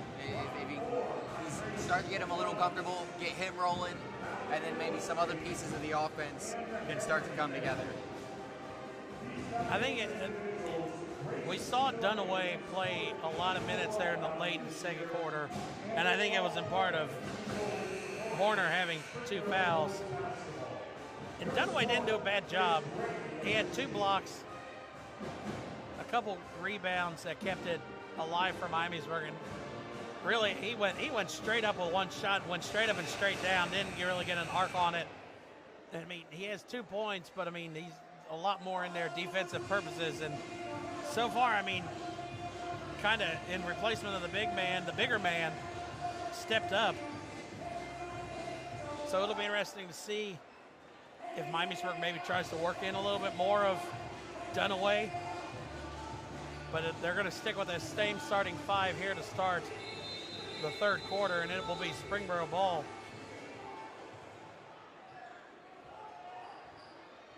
And kind of quiet. I mean, Butler had 10 with about a minute gone in the second quarter, and really quiet since then. Almost a turnover there. Yeah, White a little careless. Nearly let that one go. This is a nice shot. What Yates goes up and on.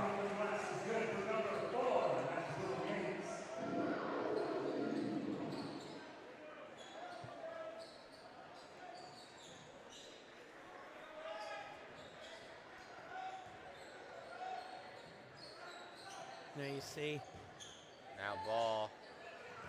Gives it off to Morningstar. Morningstar slipped. Now they hand off to Yates, and he's going to bring it up. Official stop play.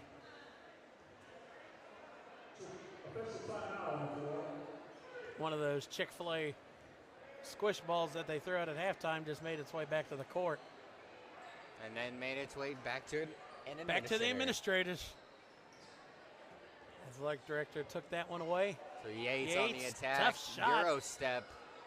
The defender did a good job getting in front. Yates almost still came away with a steal, too.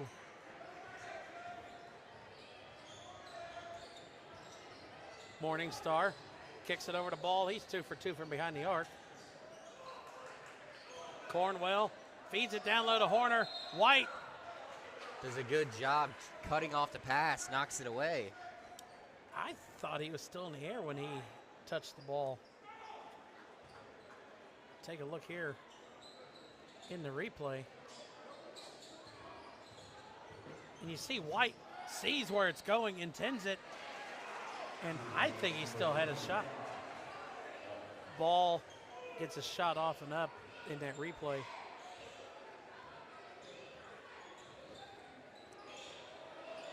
Now Yates to White. Butler doesn't hit on that three. Defensive foul there. Miamisburg called. Andrew Horner is going to get hit with that one. Fighting a little too hard for the rebound, goes over the top.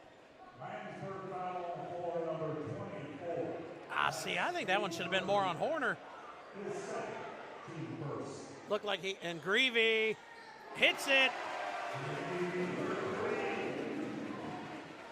Chase Greavy has been killing it here tonight. 10 points already. Been shooting really well, making great decisions. Greavy drives in. Butler launches another three. Butler And gets now it he to gets fall. it to go. Maxim Butler up to 13 points tonight.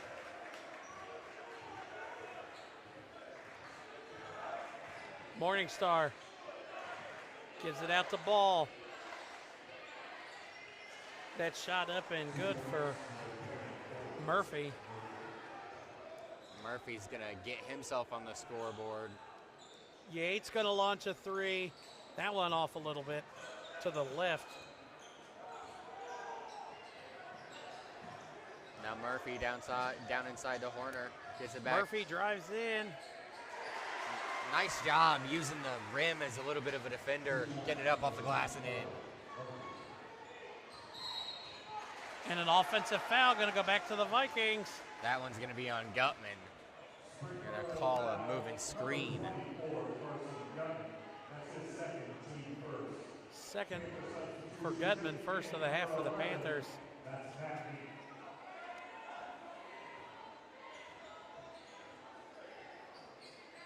Miamisburg gives it over. Cornwell going to drive in. High step. Turnaround shot is no good. Cornwell tried to save it.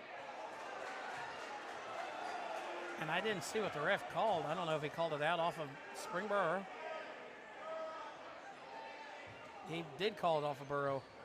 So Miamisburg gets lucky there. Got to capitalize on this. Horner. Being aggressive. And he's going to get the count bounce. the bucket. That one stayed on the rim, and the gym grew quiet. And it took 3 or 4 bounces to decide whether it was going to go in, but he got it. He was able to go up strong over Gutman. 1, 2, 3. And Look at Freeze bounces finally in. gives the fist. And Horner completes the three-point play. Cuts it to a 6-point lead. And they were just down 13.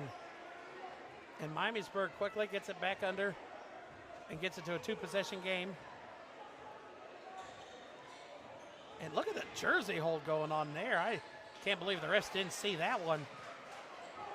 Horner gets the rebound. Ball poked away from behind from Yates, and that's going to be a foul. That'll be Yates first. And the Springboro student section is not in agreement with that one. Yates has quick hands, and he's had good success doing that this season and so far tonight, but that time just got a little bit too much contact.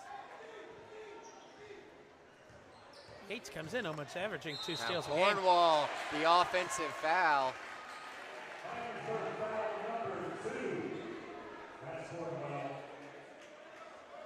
Mentioned it a couple times, the aggressiveness of Yates causing problems on the offense for the Vikings. You saw the arm extend a little bit, but I think Yates also kind of sold it a little bit too. As Cornwell's going to pick up his third foul now. Miamisburg foul is on number 2. That's Cornwell, his third, team third. That sends number 4, Will Gates to the line for the Panthers. Shooting 2. Yates is a 68% free throw shooter. Is that a duck call? Sounded like it. Checking in for the Vikings, number 4. That's Thompson.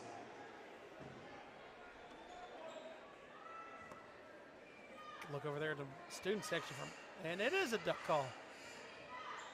I didn't see Mr. Duck Dynasty, though. Doesn't work. Springboro makes them both.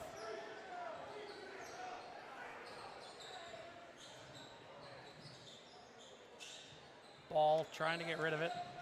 Now to Horner down inside to Murphy. He's going to fight Murphy through, is and he's fouled. Gonna get a shot up. Springboro fouls on number 15, Carson Brigger. That's his first. 15 is Brigger. He picks up his first. Viking number 24 to the line, shooting 2. It's going to send Murphy to the line to shoot 2.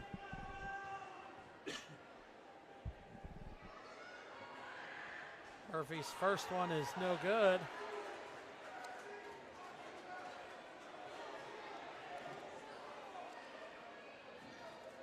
Just an 8-point game, so definitely within striking distance still for the Vikings.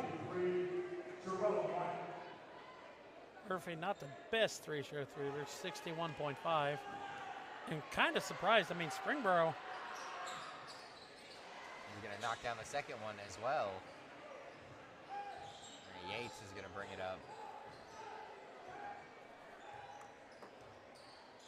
Springboro shooting 4 for 5 from the free throw line so far in the game.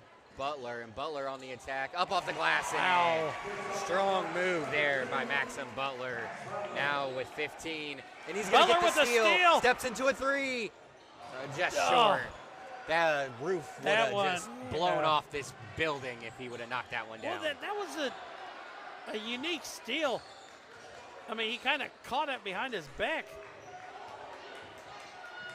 Copsey. And Copsey called for the offensive foul. And the call was kind of late, but I was expecting the call. The Copsey going with reckless abandon. Oh, you kind of see that flex by Butler at the end of that. And then you see this. Butler kind of steals it between his armpit. And you were right. Look at the Springboro bench, the Springboro student section.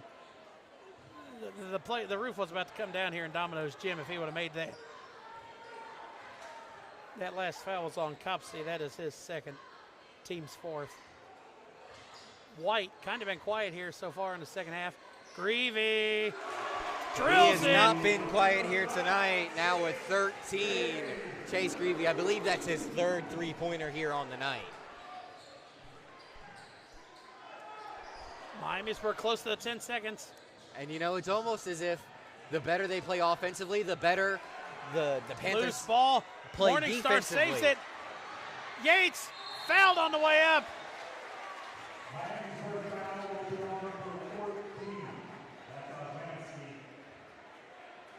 That foul for the Vikings was on.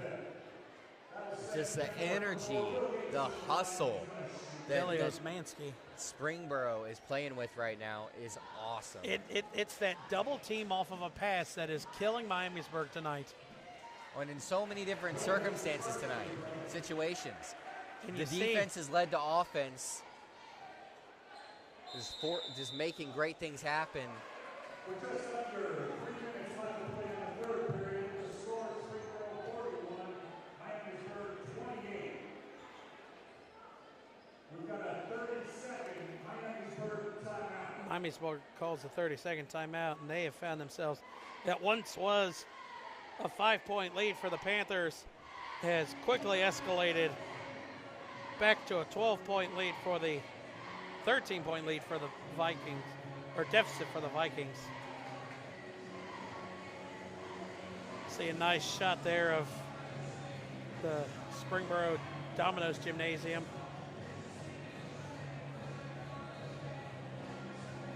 From the basket cam.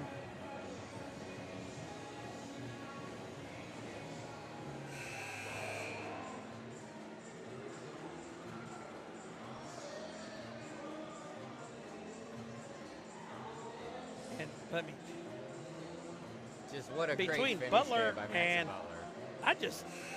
I am surprised. We'll see if we can take another look at that again before we get back to live basketball. I am surprised that Butler was not called for a technical foul for this. The more and more I see it, he kind of flicked right there in front of the ref. I mean, I know emotion, rivalry game and all that, but I've seen refs call technical fouls for a lot less than that in high school, especially in this area. Well, that's one of the cool refs, I guess.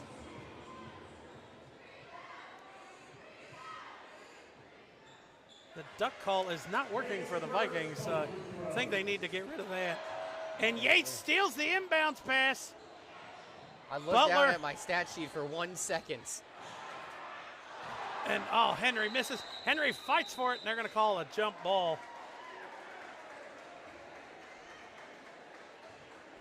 Right, I looked down because Miamisburg had, or Springboro had a defender ready, or a player ready to check in. I was looking to see who it was, and Yates steals the inbounds pass.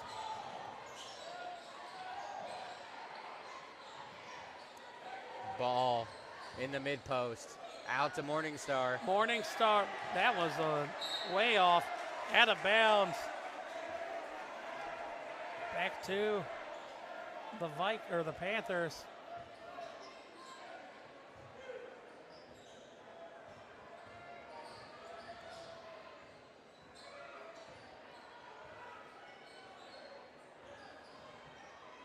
Yates pull up jumper, gets it to fall. Yates has 12. Now 3 Panthers, all in double figures. Murphy, White's going to be tagged for the foul. That'll be his second, team's 5th. And a lot of it, Springboro has been able to stretch out this league a lot in sense because Cornwell's been on the bench for the Vikings with 3 fouls. And now he checks back into the game as we talk about it. But when he went to the bench, Miamisburg only had 4 turnovers in this third quarter, and they're back up to 7 really quick. And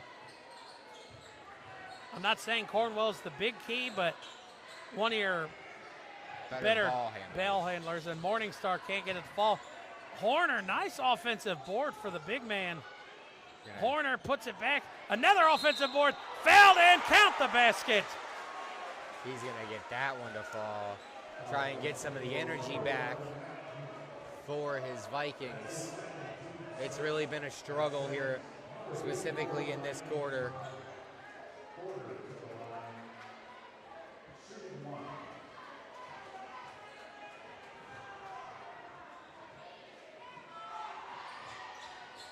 Horner completes the three-point play.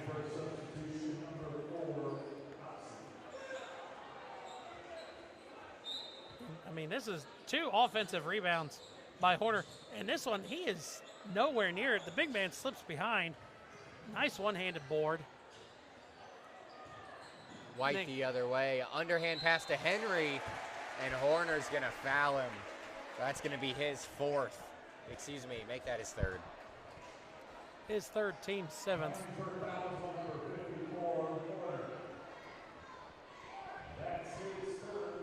Or team 6, sorry.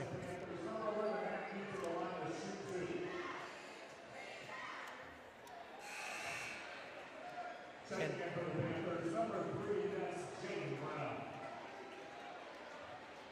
Brown checks back in for the Panthers.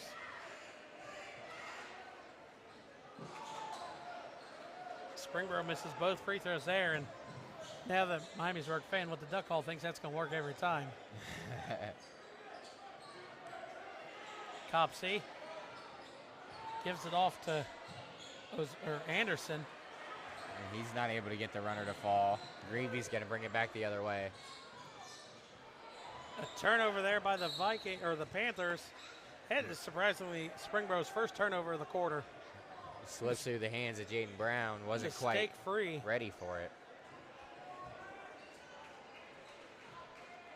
If you're Miamisburg, you get this to a 10-point deficit before going into the fourth.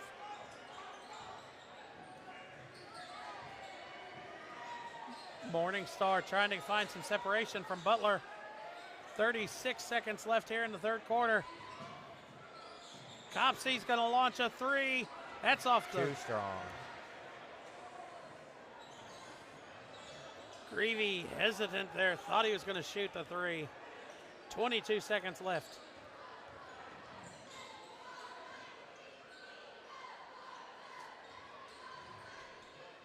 Butler going to drive to in. the rim. Butler is fouled on the way up by Horner, and he's kind of in shock as he went up with his hands, and that's going to be his fourth. Let's take a look here and see. He just picked up two quick ones. And I definitely agree with the call. There was a good amount of contact there in the air.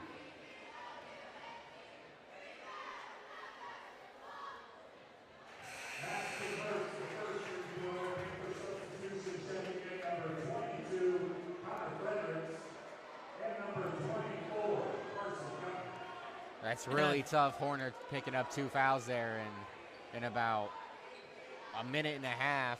It really hurts the Panthers there. You know, he's their best offensive player, and if he gets taken out, it's 8 seconds left. Gonna make it tough on him. Copsey has it stolen away by Butler. 1 second left. I don't think Springboro realized it. Yeah, Henry was not aware of the clock, but that was a great play there by Maxim Butler. Gonna come up behind Copsey and just steal it from him.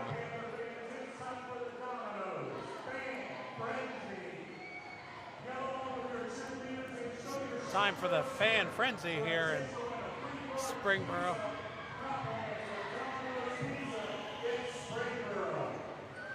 This is something definitely new we haven't seen.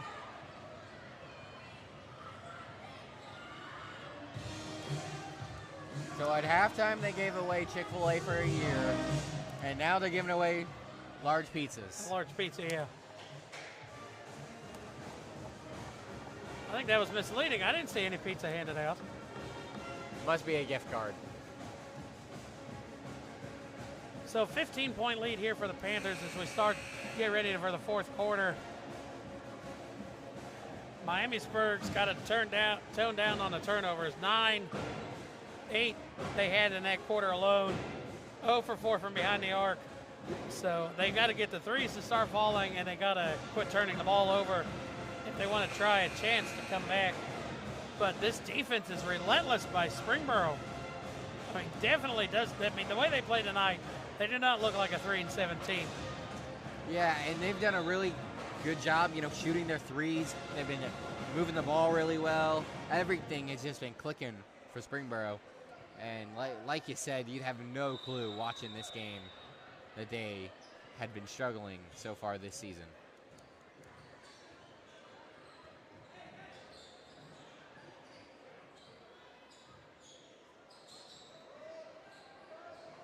White trying to drive in, passes off Butler. Butler's going to drive in, wide open baseline, and Dunaway with the block. Looks like Butler took one too many steps. Probably should have gone up a little sooner over the big man Dunaway. That's his third block. And we're probably going to see Dunaway a lot here to start this fourth quarter as Horner's on the bench with 4 fouls. Dunaway pokes it away, but Butler right back. What a pass. White's going to launch a three. Nice job there by Jerome White. And while we were setting up for the game, White was out here by himself before the freshman, before even anybody was in here for the freshman. And nice shot there. And I sat there and counted. White made 9 in a row from that spot he just hit it from 3. Just out here shooting. So you think he's got a little bit of confidence from that spot? A little bit. Yates floater falls out. Butler fighting for the rebound. No call. And I still don't know if the refs made a call. 30-second timeout called by Springboro.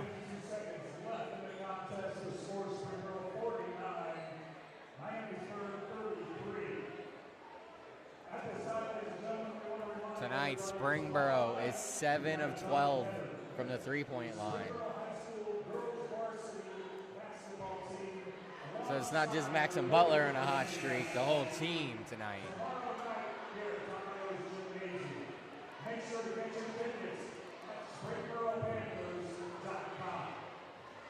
Now they're getting away T-shirts. And Springboro gives away everything in guess. basketball games. We need to sit down there in the student section sometime. I know. I want to be a part of. I don't know if they know that it's game day here for us or not, but we didn't get the invite. That's for I sure. mean, we could have pulled up like an hour before the freshman game and acted like college game day. Hey, man, I'm all down.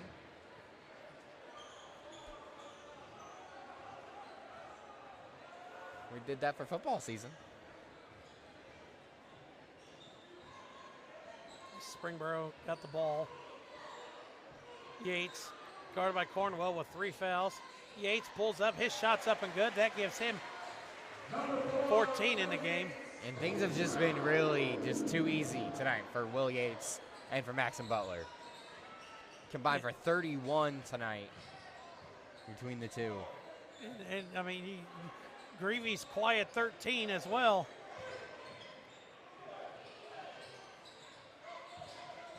And quiet, I feel like, is the right way to describe that, because Three 13 threes of them, for Greavy. Yeah, exactly. 3 threes. He hasn't taken that many shots. I feel like he's made almost every one he's taken. Hand off to Dunaway. Dunaway shots up and good. That's his second bucket of the game. And a timeout called by Miamisburg.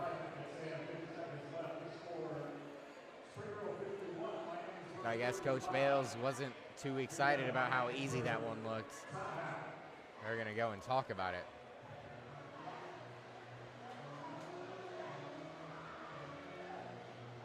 You can look at matchups for the rest of the way here for Springboro. They got Lebanon tomorrow night.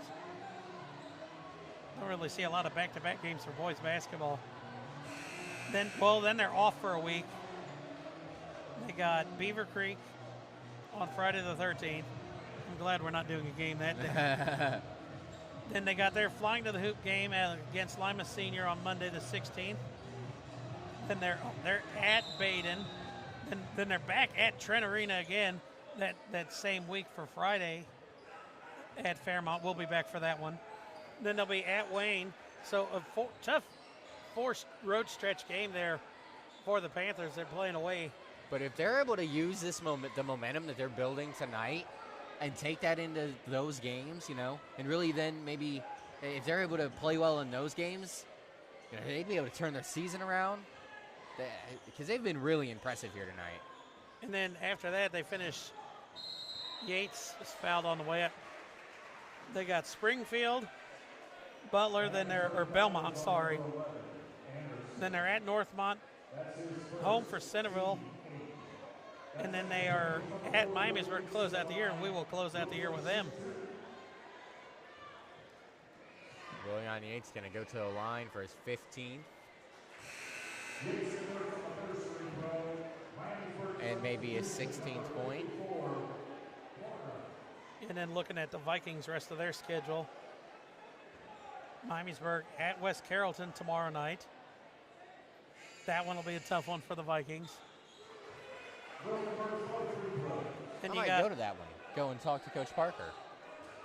He'll probably get us in if we want to go. Then they'll have Valley View next Tuesday. We'll be at that one. Then they will host Wayne, host Troy, and then they will be at Centerville. And then they are home for Northmont, and then we will be at Miamisburg the 27th against the Firebirds. Then they will play a late out-of-conference game against Tippecanoe. and then they will finish the season. Beaver Creek at Springfield, and then, like we said, closing at home against Springboro for our last game of the year as well. Morningstar, little pull-up floater there. Was able to get it to go. Morningstar now at 6. Have you ever seen in high school where the high school basketball coach is also the high school football coach? No. That is a first for the entire history of the OHSAA, and a huge shout out to West Carrollton Pirates head coach for now football and basketball, Anthony Parker, taking on going to wear both hats next season for the Pirates, and definitely going to have to build the staff. staff. If he can turn around the Vikings or the Pirates football team like he did the Pirates basketball team, West Carrollton is going to be a tough out when you play them in the Miami Valley League. That is for sure, because man, he has really done a great job over the last 5 seasons. We really kind of went in depth, looked at it over the summer. That one to roll. And I mean, it is night and day almost from the point that he walked into the program to where they are now, just dominating the league. Like, well, West Carrollton had, I think it was like 17 out of 18 losing seasons. And his first season, they win 12 in a row. They hadn't won 12 games in their combined 5 previous seasons. So he definitely turned it around. He won a couple playoff games his second year and third year, and later on this year they're playing a game up at the Cavs home court, the boys and the girls, and so I mean it's good to see him turning around and doing research. I mean he was an all-state quarterback at Jefferson, had a very short but successful indoor football career, and he was actually the offensive coordinator for Trotwood when they went on their run, won I think it was 3 state championships in 7 years. So he knows football, and we didn't know that. So it'll be interesting to see how Parker turns this around next year. well, and we probably should have known that, because when we did our MVCC Game of the Week there at Pirate Stadium at week 1, and he was our guest picker, didn't he go undefeated? No, because he picked the Vikings, or he picked the Pirates to beat that's Miamisburg, right. But Outside of that. So we should have gotten the hint. So good luck to Coach Parker. And he's going to have to build a great staff that's going to be able to work with him, because that's going to be a lot of work running the football program and the basketball program. But man, I'm sure he is up to the job. With what he has on the basketball court, I think if he can pull some of that height White steals that one. White looking to go up. White went for the slam and couldn't finish. And I hope our backboard camera's okay. Kind of. It's still good. Hanging in there. I mean, that was a rim-rattling miss, but I kind of want to see him to do it again and kind of see what that looks like coming heads on. And I think Coach Parker will also take, I mean, he'll definitely appreciate us talking about the last 3 minutes about Pirates. And what a deep three from Butler. That man's not going to stop shooting. And if I was his coach, I wouldn't let him stop. No, let him go. Butler, 20 points in the game. And the intensity just doesn't stop. And yeah, Jared,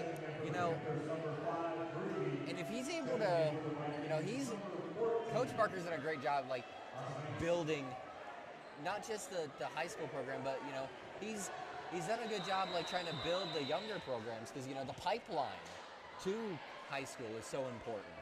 And if he's able to start to get that in place and just build hype there around the football program, man, sometimes that's all you need. Do something special. All you need is hype at a football game, and you don't know how your team will play. And looking through Butler's career highs.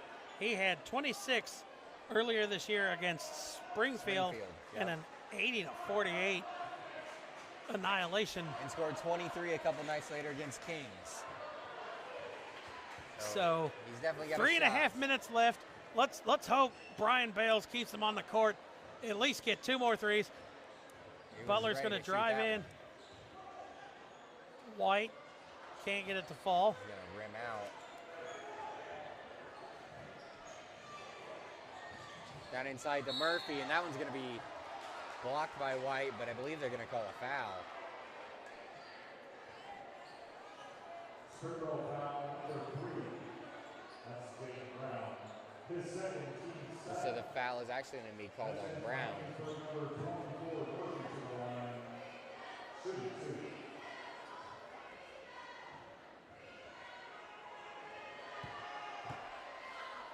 First one's up and good for Murphy. Panther substitution number 24, Carson Gutman.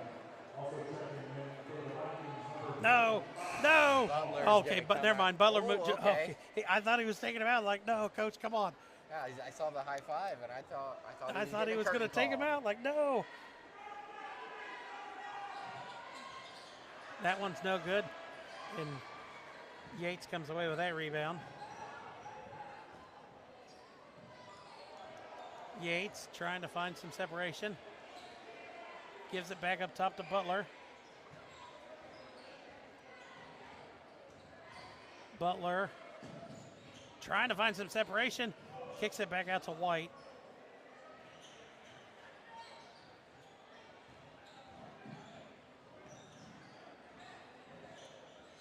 Greavy now. Hands it off to Yates. Yates is directing traffic. Yates. He's kind of using some time right now. Yeah, Milking the 45 clock. seconds. And a reach-in foul is going to be called against Jason Ball. But, I mean, that Springboro started that possession with 3:10. That's his first. Team 10. That will send Will Gates to the line. Shoot the double bonus.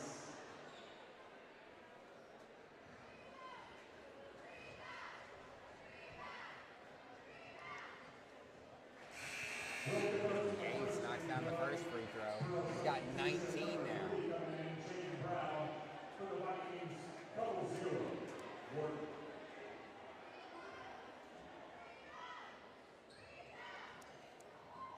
Yates makes them both. Wright State's up 3 with a minute and a half, Andy. Oh boy. What a 84-81. Oh, they were down? Yeah, they were getting their butts kicked. There's a 3 on the way and good. As number 3, Jaden Brown, I think we talked about this in our last game here, is grandson of ex-Wright State head coach Jim Brown and I don't know if current radio guy. I would say former, not ex. I mean, he Huh? wasn't fired. I'd say former. Well, okay. I mean, he retired. Coach Brown's a legend. You know, I'm not. Love the guy.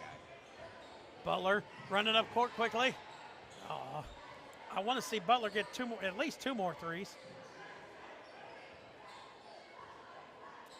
But I mean, talk about college basketball. I mean, haven't really talked about it a lot on our show yet because it's still early in the season. But this is the quickest, and I think I saw the stat as like the quickest in 20 years that every team in college basketball has lost now at least one game. Wow. New Mexico State, surprisingly, was the last team, and they lost last weekend. That's his second team 11. But yeah, it's just, it was definitely to see It's that. pretty early. I mean, only about 2.5 months in the season. Yeah, Gonzaga must be slipping. they lost to a tough Texas team early and then lost. I think they ended up losing to Houston, which Houston will probably go back to number one after Purdue. And this is insane. last year, Purdue was playing at Rutgers. Purdue was number 1 undefeated. Lost 69-61 at Rutgers. Last weekend, Purdue playing at Rutgers, number 1 and undefeated, lost 69-61 at Rutgers again. Back-to-back years, the Scarlet Knights and the Boilermakers at least shot at an undefeated season.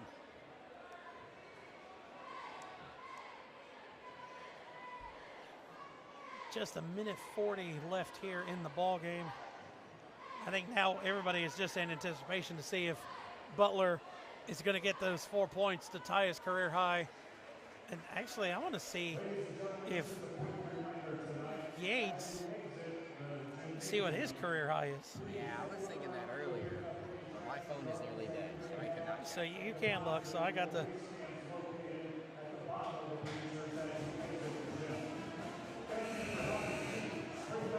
So Yates' career high is also against Springfield earlier this year with 23. So 3 off from one his. of them gets their career high. Both of them need 4. One 4 to tie and 1 4 to get.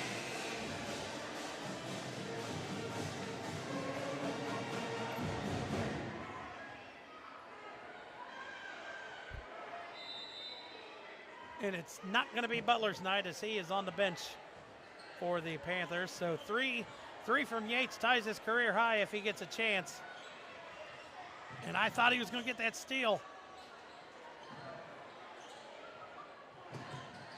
Down low, they could have called a Wharton travel on that. shot no good. Yates has the ball, or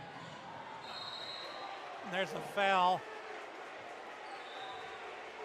Connor Fredericks had the ball and he was on the attack. Got tripped up.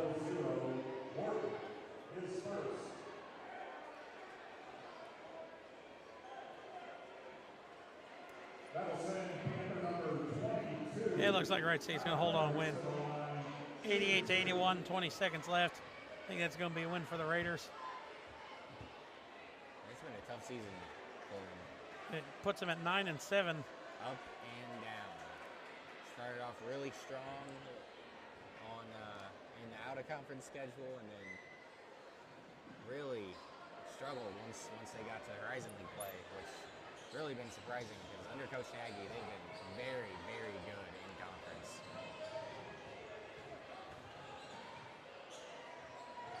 Yates trying to get steal, almost got a hand up to almost block that. Hunter Durr able to score there. Yates gives it up. Ball poked away. Nick Wharton hands it off. Wharton puts it up. Can't get it to fall. Dunaway. Rebound in the putback for the big man. He has 6 in the game.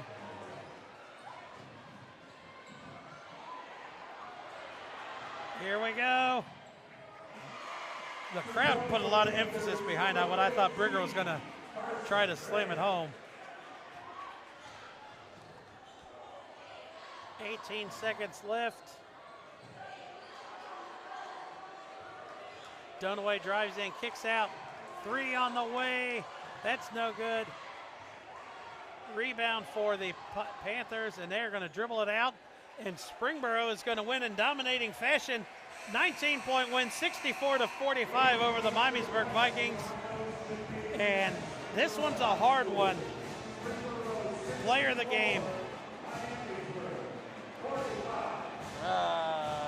I think I'm going to go with Will Yates because he didn't start the game out, but in the second, well, I mean, obviously he did start. But my point, he didn't have a strong start to the game, but he had a really strong second half, and he was really disruptive to the whole game, forcing steals, forcing turnovers, making things happen, getting his teammates involved. So I'd say it's Will Yates. I guess we can split it up, and I'll give mine to Maxim Butler. 22-point performance from the junior, and that one will do it for this one. Like we said, Springboro wins by 19, 64-45 over the Vikings. Be back with us next Tuesday as the Miamisburg Vikings are going to host the Valley View Spartans in a G-Walk versus Swivel showdown. And we'll be back with you next week at Miamisburg High School. Signing off for the rest of Miami Valley Communications crew, Jared Bergstrom and Andy Horton. We'll see you next week.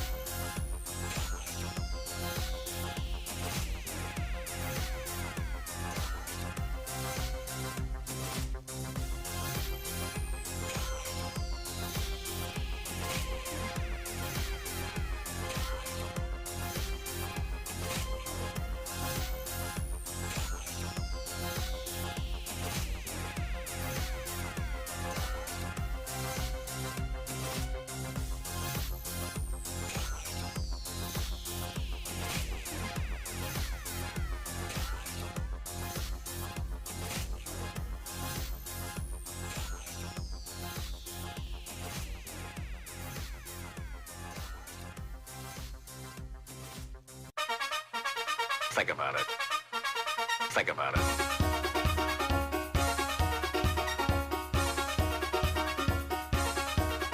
Think about it.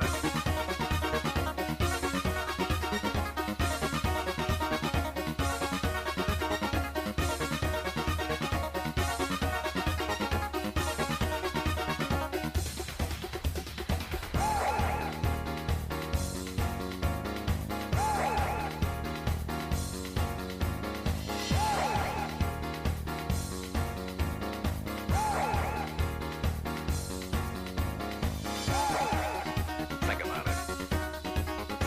about it. Think about it. Think about it. Think about